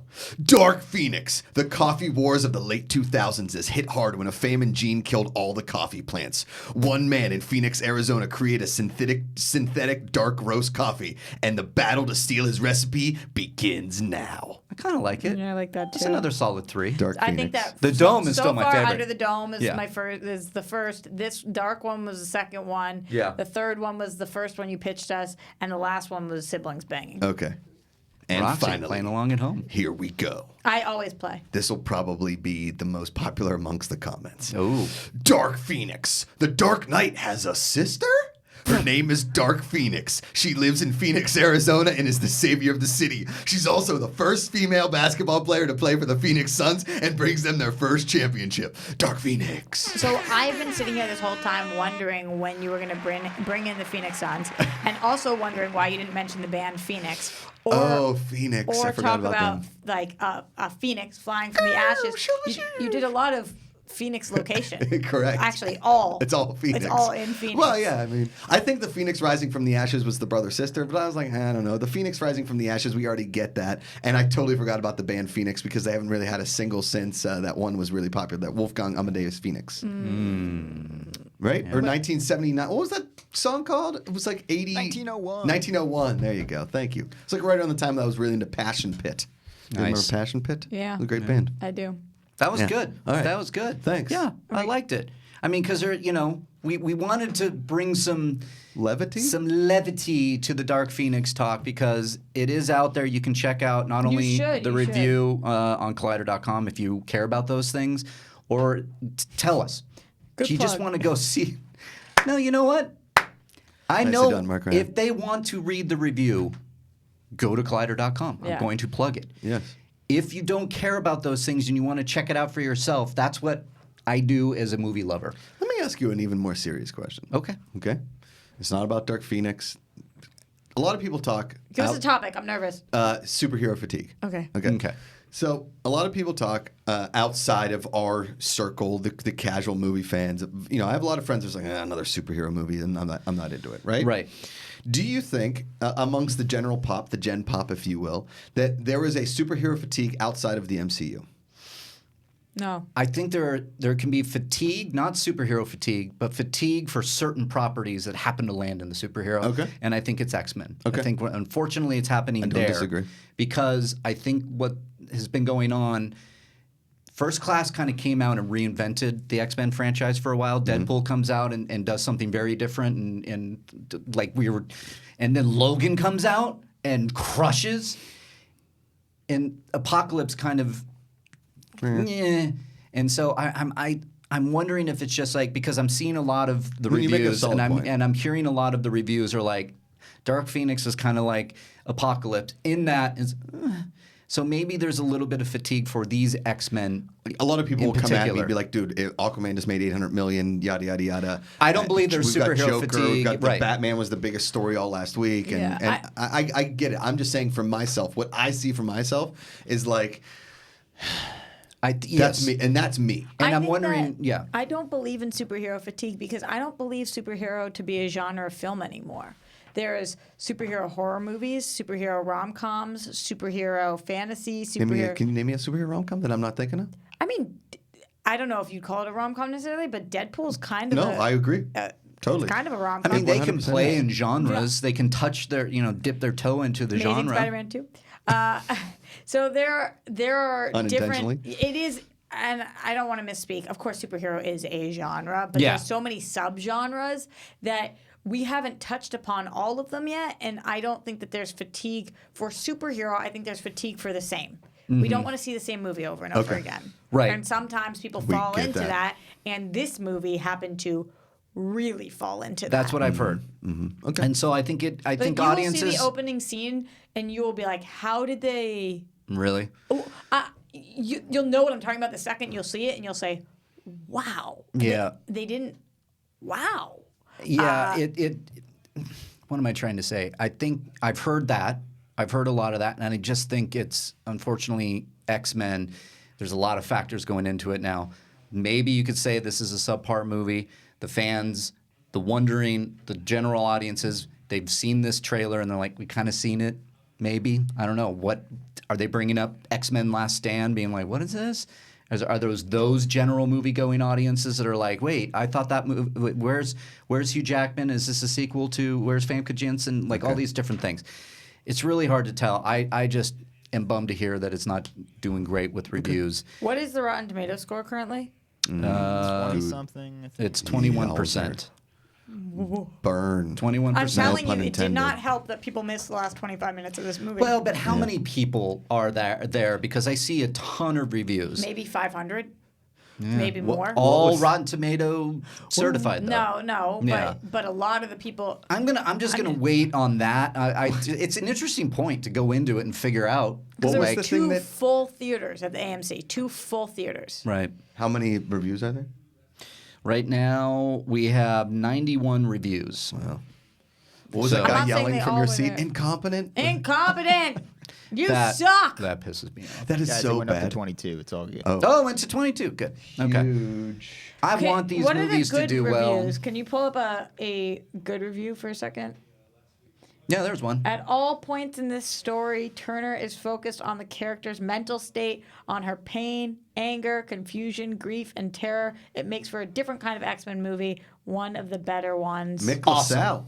3 out of 4. Great. Mick LaSalle. You're gonna find good, San like with Francisco certain movies Chronicle. like this, you're gonna find people. And at the end of the day, Roxy or Josh, I don't know who brought up Venom. Yeah. Classic example.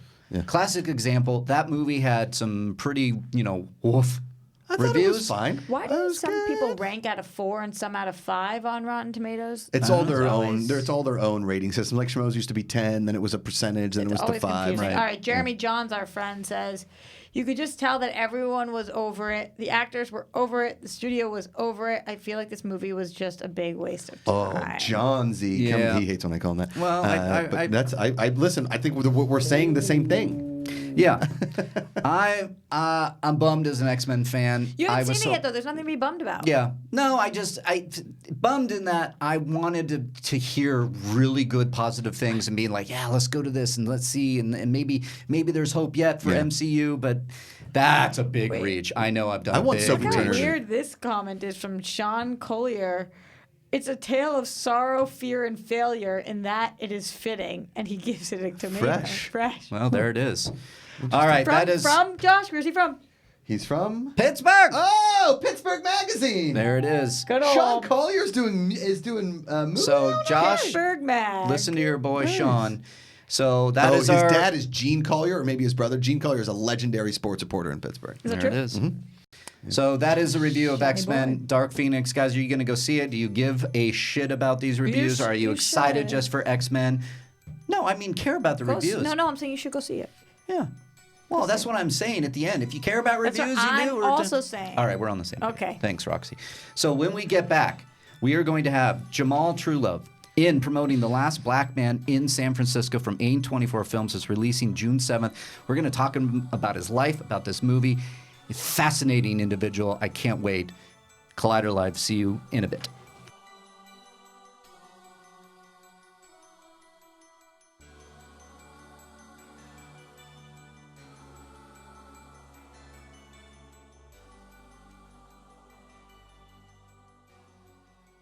Hey guys, Reilly here, and let me tell you about Rule of Two. You looking for a Star Wars fix? Well, Rule of Two is that show. It drops on Collider Video's main YouTube channel, as well as on Podcast One's Jedi Council feed. So go over there, subscribe, share it with your friends. It's hosted by myself and Mark Fernandez. We talk everything in the Star Wars universe with a lot of deep dives and a lot of conversations that go all in. You know what to do. Subscribe, join us there, and rise.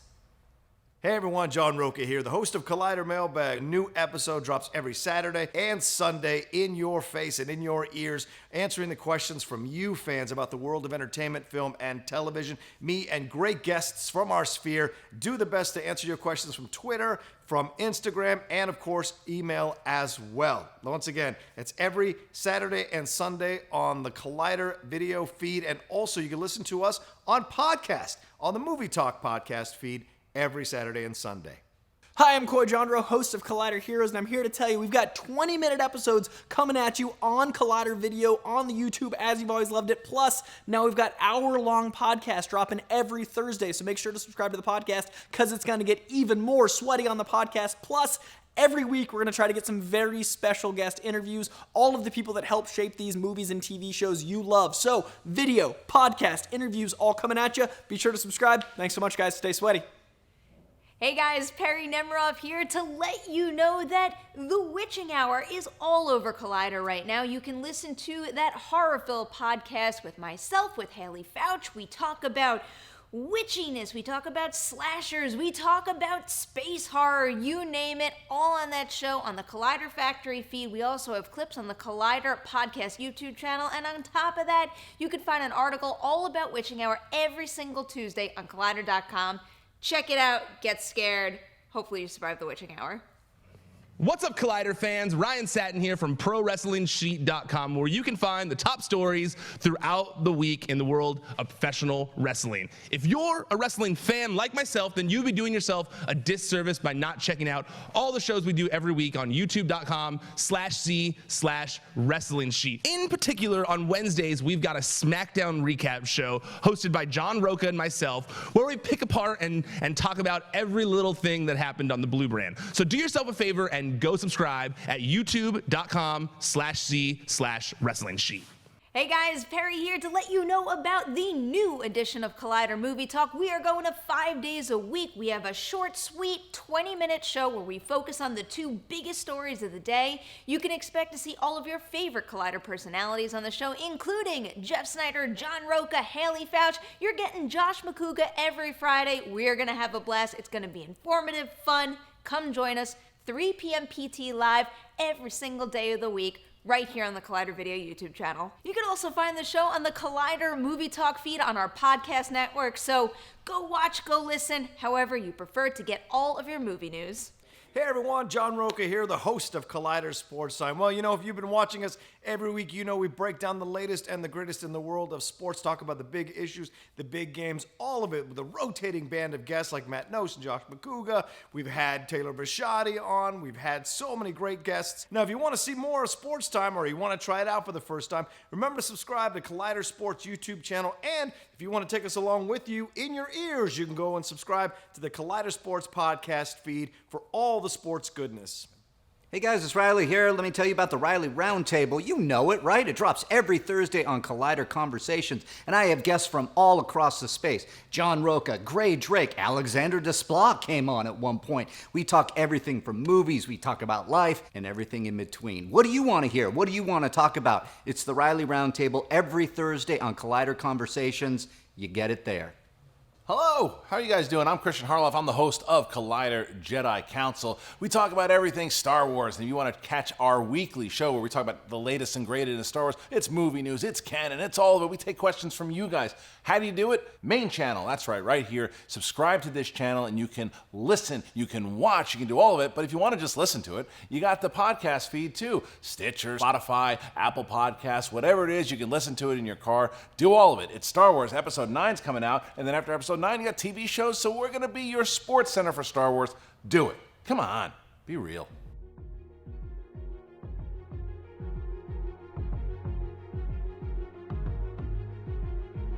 I was on there.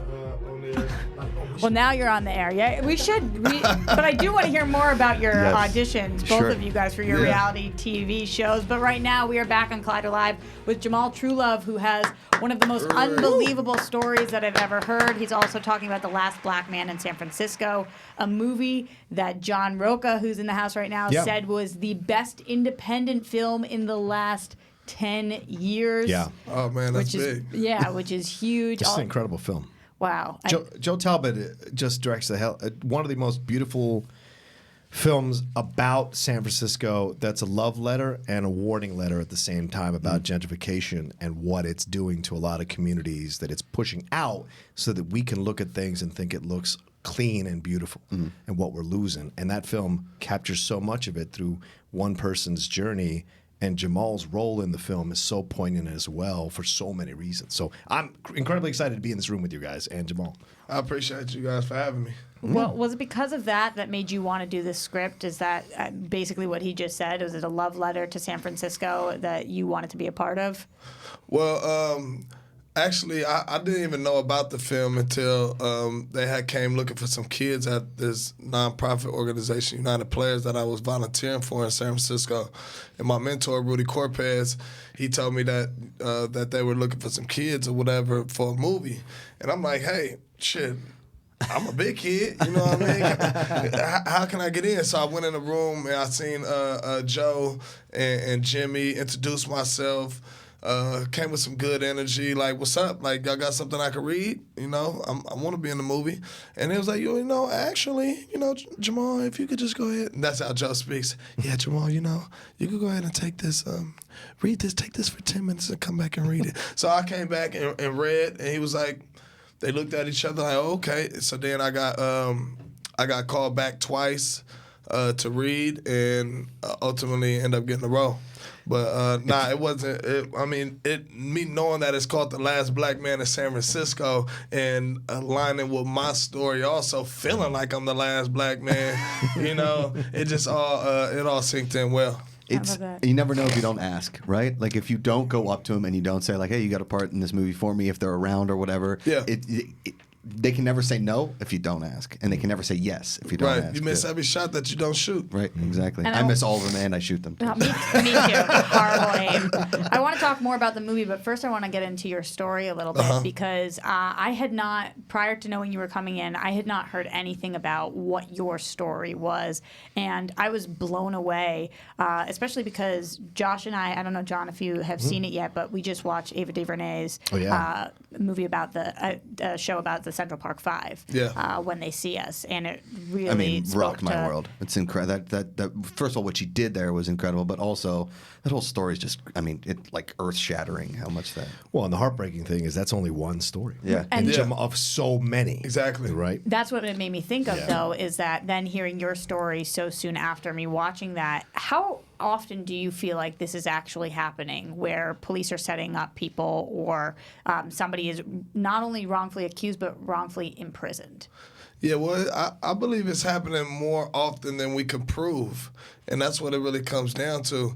A lot of times we're convicted on circumstantial evidence, and what the DAs do, they cut their corners to try to secure these illusions of what evidence is. So, for instance, like in my case, this is one of the main things that they do is they put witnesses in witness protection, and they put them in witness protection and without the witness ever being threatened or anything of the sort.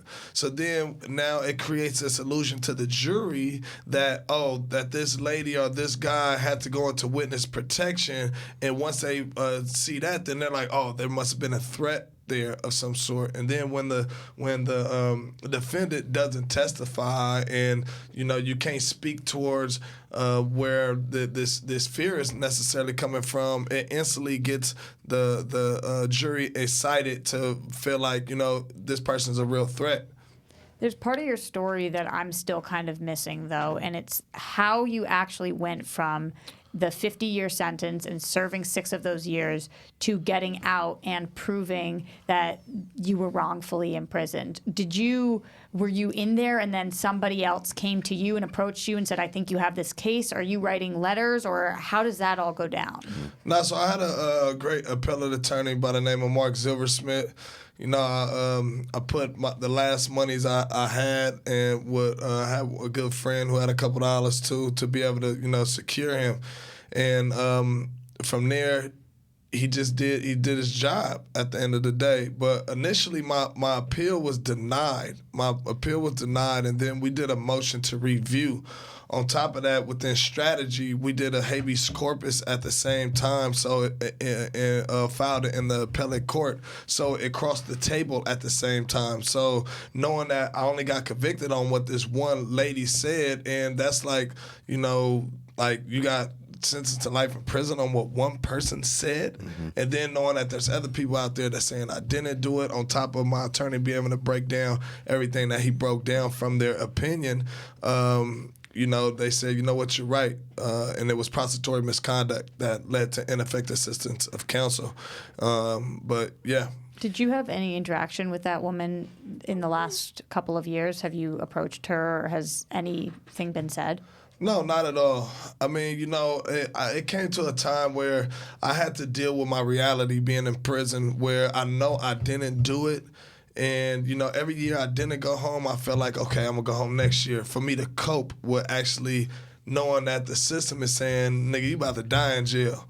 So just understanding what that is, it's like I had to find a time to just forgive everybody and say, like, I'm gonna do everything I can to fight, but I can't sit here and be so down on myself to say that, if this is my destiny, this is my destiny. It's something I gotta accept. But I never gave up the fight, and I always believed that I was gonna come home.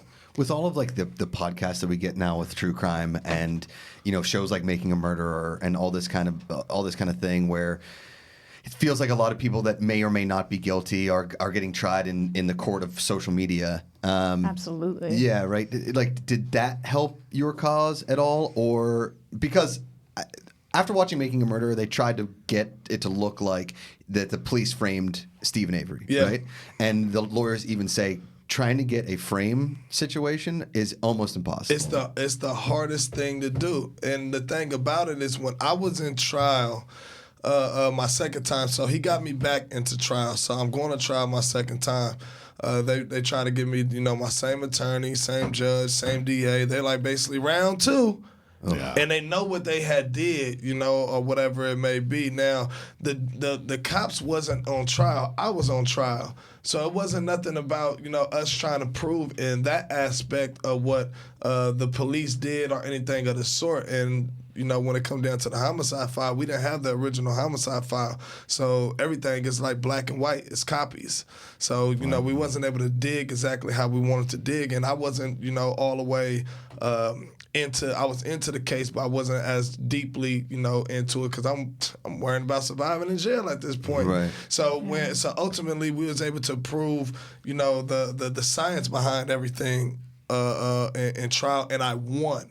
So, but if you ask them, they look at it as in I got away with murder. Yeah. So you think they really believe that? Oh yeah, absolutely. So when I came home, and I had a great lawyer, Kate Chatfield, and this guy named John Eldon. Shout out John Eldon.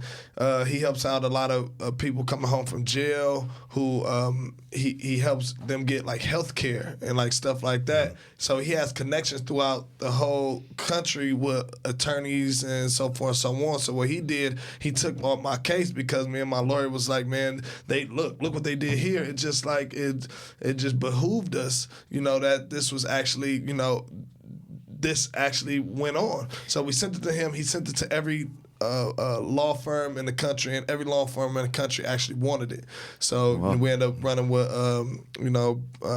Barry Sheck and his team, Nick Bruston. It's important to look at it in a nuanced ways, right? And I think this is what people sometimes forget. It's like, well, if you say something against the cops in one, you're saying something against cops in all. Or if you say something against the black man who's on trial, then you're saying against everything. This is a situation where this happened with these two cops. They did this thing. Jamal thankfully got out of jail. But these two cops never saw any punishment, retired, and never were brought up on charges.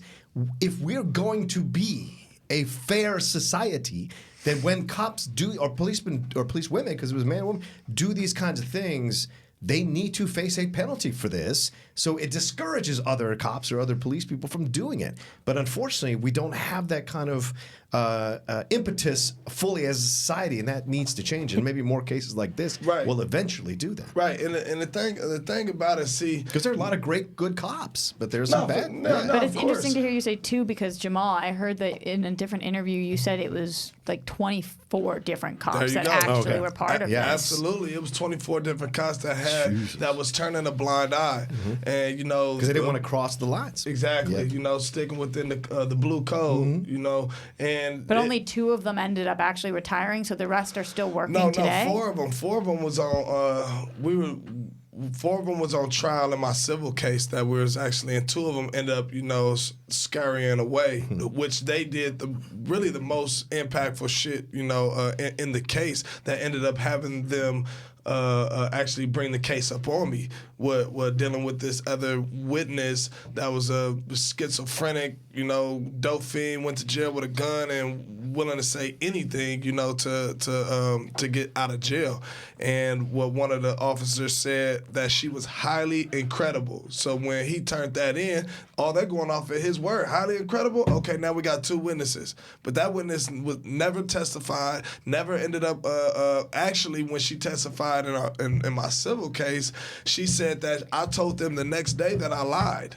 And they knew that I was schizophrenic, all of that. I told them all of that. And then her story just didn't check out in no which way. She said she seen it from 2 different angles, and each angle was so polar opposite of where the crime actually happened. And she said it was in daytime when it was at night. So it's like, none of it messed up. So if you take her away, then you still got this same witness that you didn't even charge me on from the beginning because it wasn't enough. So you kind of mushed her to the point of actually testifying.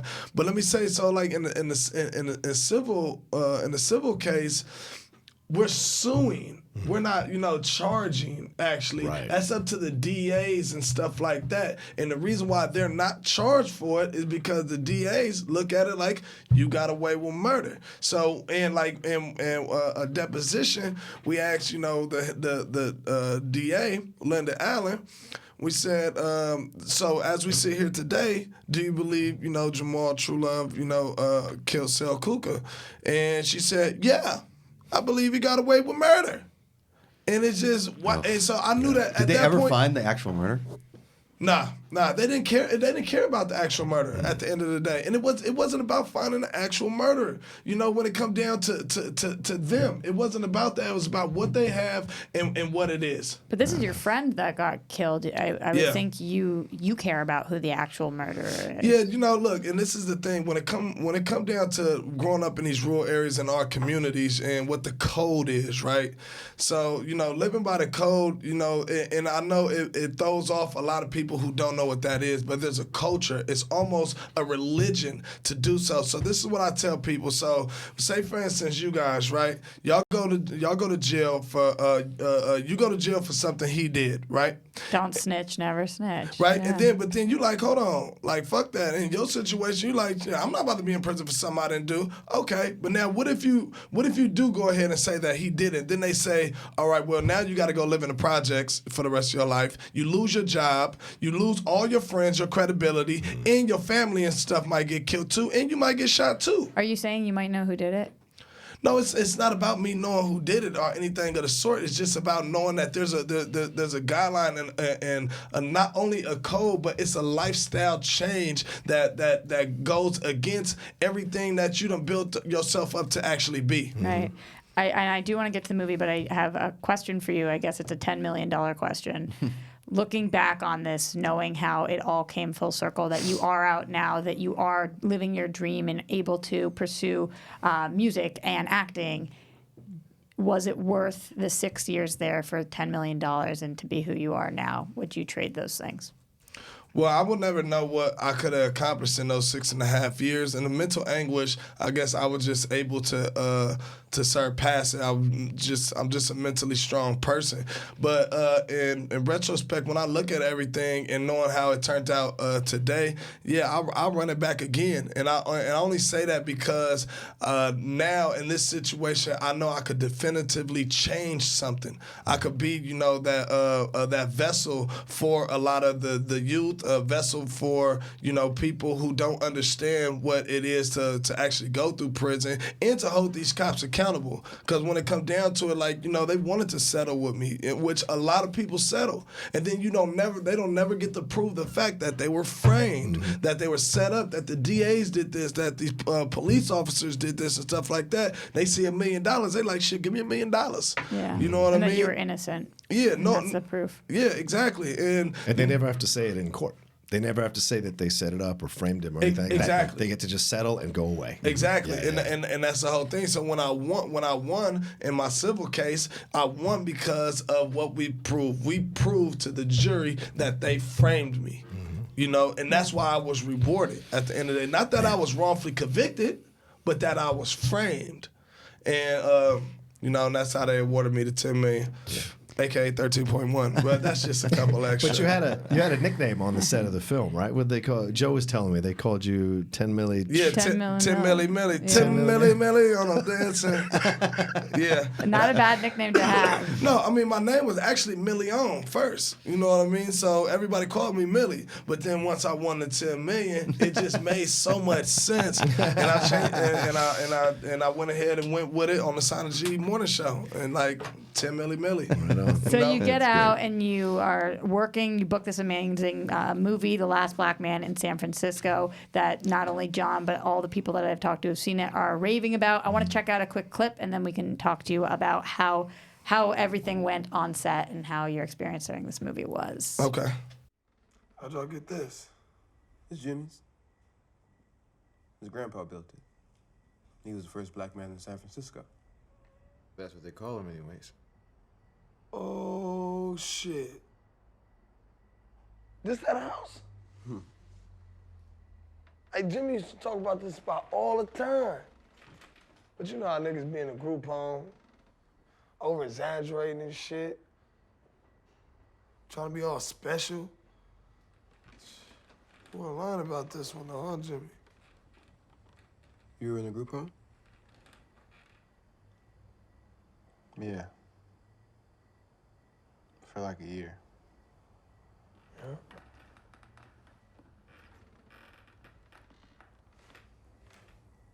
You guys want to go for a schwitz?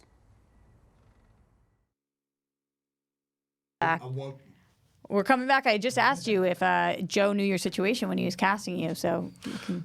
Nah, so I didn't win my civil case yet. I was still in the process of doing so. He just knew that I was working with United Players, but now I definitely told him my story of being in prison and being wrongfully convicted, and really a lot of people just with me coming home, a lot of people they look at it like.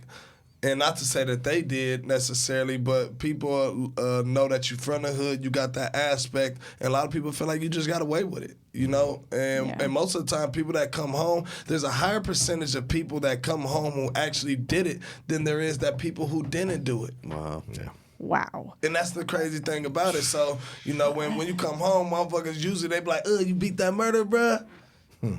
And a lot, even if somebody did do it or didn't do it, they take that in like, I'm sick. I got all the cred in the, period. I think that's what's great about the movie, and it shows you these different facets of the black community, of men in the black community, when they're with their boys versus when they can be more vulnerable and show this other part of themselves. And it's really phenomenal. The 4 characters that are with you as you all are on the street talking the stuff you're talking, and then what happens with you later on in the film, which I don't want to spoil. No spoilers, but I do want to know from Jamal a little bit. Can you tell us what the movie is about briefly? People who don't know what the whole situation is. Josh and I, who are definitely going to go see it, but anybody at home who's wondering if they should see this, and it's coming out this weekend. What is the movie about? It's a movie about gentrification, and based on the story of Jimmy Fails, and there's a lot of different aspects when it comes down to the how black people are perceived in America in general. And especially what makes it that much special is The Last Black Man in San Francisco, because a lot of times, and I done told people about the movie, and they'll be like, "There's black people in San Francisco," because it's not marketed like that. And when you understand, that's a real question you've gotten. Yes. People really have said to you, there's black people in San Francisco. Because it's like, what do they know about? They know, no offense, they know about San Francisco as homosexuality, white business, tech, and privilege.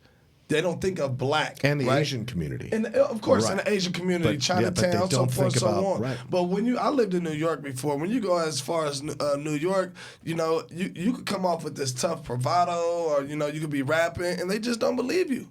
You're not believable. But now, let you be talking that same shit and say you from Oakland. They're like, oh, yeah, you're with it. Right. You know what I mean? And understanding, the same thing that's going on in Oakland is definitely going on in San Francisco, and really a lot more, especially when it comes down to homelessness, when it comes down to, drug use and stuff like that. In San Francisco, it's 7 by 7. Yeah. It's 7 by 7. It's small. Oakland is way bigger than what San Francisco is. But the thing is that San Francisco is the second most visited place in the country other than Disneyland. If they say a quadruple homicide happened in the Fillmore district, that's getting nowhere past local news. Now, if that happens in Oakland, it's going to have it on Nightline or something like that, Interesting. What about your character in this movie? Because John was telling me that he's blown away by your performance. What's your role? Well, my character Kofi, he's me growing up, in San Francisco, really trying to fit in. Trying to find your face, trying to find who you are in a city where you're taught everything good inside the house, but once you step outside in this rural area, I'm from Sunnydale Projects, where it's like it's a troubled community for sure, but it's still my community at the end of the day, and you end up having to really try to fit into what that is, and so you end up battling with that, but then you step out. So me personally, and within my character, once you try to step outside of that community into San Francisco that everybody knows, you're just being looked at as the black guy. Now you got to try to fit in on what that is. Now I was able to do so, and then in the film you'll kind of see what that actually is within these certain relationships that I end up having, and so forth and so on. But it's almost a character change, and I don't want to give nothing up, but you'll actually see what that is. And somebody who's really thinking enough and really dived into the movie, then you'll end up seeing what that exactly is, and how I play a big part of the movie. Do you think that the gentrification in San Francisco is necessarily a bad thing? Well, I say to a degree, yes, it is a bad thing. Now, the only thing that I guess you could say that's not bad is it being more lower on crime, right? Mm-hmm. So, but now how are they identifying crime with how many black people is in San Francisco? Totally agree. At the end of the day, so I think that's what's wrong with it when it comes down to it. But San Francisco, black people helped build San Francisco, right? And when you think about the Fillmore district and the jazz, the blues, and what that was, it was rich in culture, and a lot of people came to San Francisco to get away from wherever they was at, to come and be like, you could be whatever.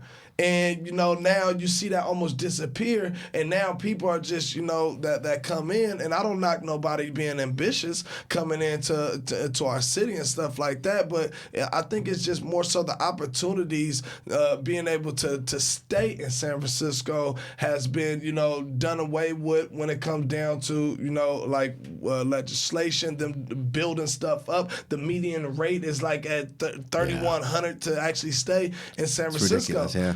you know, and the breaking down the projects, like that's a good thing. But now at the same time, are you breaking them down to replenish, you know, the black community, which it was in a better light instead of it looking like, you know, being an old military base, and it's looking like, you know, it's a war. Because we were talking about before you came on earlier in the show, and I was talking about that California in general, but San Francisco specifically was a destination for people that were trying to be something that maybe they weren't allowed to be in Middle America or something like that, and the opportunity was there. And I think the gentrification in everywhere you go in a lot of major cities where they are pricing out artists and people that build and culture a community is really tough. It's really, really hard. In San Francisco, I watched a documentary called San Francisco 2.0 about legitimately about all of this. It's a hard thing to watch because a lot of the people that created San Francisco can no longer live there. Well, and that's what the movie touches on and highlights and educates you on when you're watching it, right? Through the character of the preacher and other people telling you about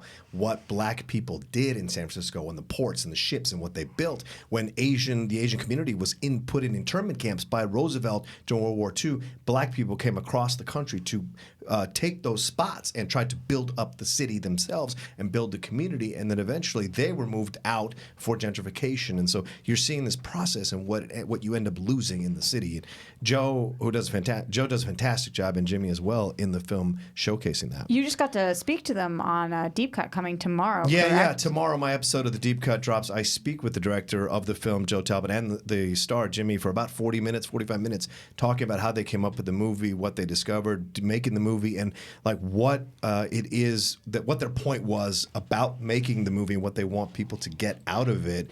It's a great. They're just so fantastic, and they're so chill. I mean, you were imitating Joe earlier.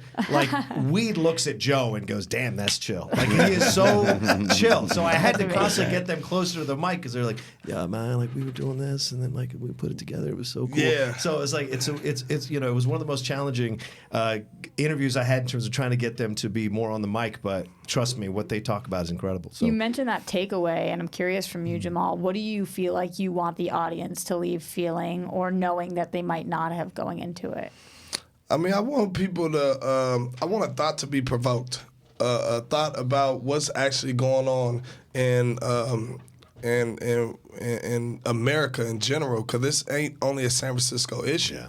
You know, it's an Oakland issue also. It's in every city beyond, you know. Just knowing San Francisco in the past 30 years, you know, 30 years ago, we was as rich as, you know, like 20% black people. And now you look at it and we only have 2.5% black people. Wow. And then, but listen to this. You hear about Oakland, and Oakland is, you know, I go to Oakland to get away with being black. You know what I mean? Because in San Francisco, if you black, it's like, you know, you from the hood, you from the projects, and the police, they're yanking you over. They're trying because you ain't got no license, you smoking weed, stuff like that. And that's another thing that got a lot of black people out of San Francisco, going to jail all the time, and most of them probably in jail now. Yeah. You know, just understanding what that is. But now you go over to Oakland, and Oakland was rich with black folks, Black Panthers. But Oakland only has like 5%, 4.5% black people in it now. Crazy. And it's just, you know, it's crazy. That's like the brother city to San Francisco because too many people are coming. So they're like, all right, I'm just a BART ride away, you know, so I can work in San Francisco and just take the BART across and still enjoy the sun, still enjoy like I'm in a San Francisco vibe, you know, like Meredith. So it's a good vibe, you know what I mean? I understand what that is, but their median rate is like $2,700, you know, now. And, you know, in Oakland. Wow. Crazy. It's just crazy numbers. Well, Jamal Trulove, thank you so much for sharing your story and coming in. The Last Black Man in San Francisco, A24 Films, is releasing June 7th. That's this weekend, so go check it out. And make sure you check out Deep Cut so that you can hear more from the director and the stars of this movie, because it's definitely one that Josh and I will be talking about next week. Absolutely. And I just want to say, everybody make sure you get out and watch this film. This film, you know, make this film, you know, something that that transcends into schools. You know, they need to have these students watch what this is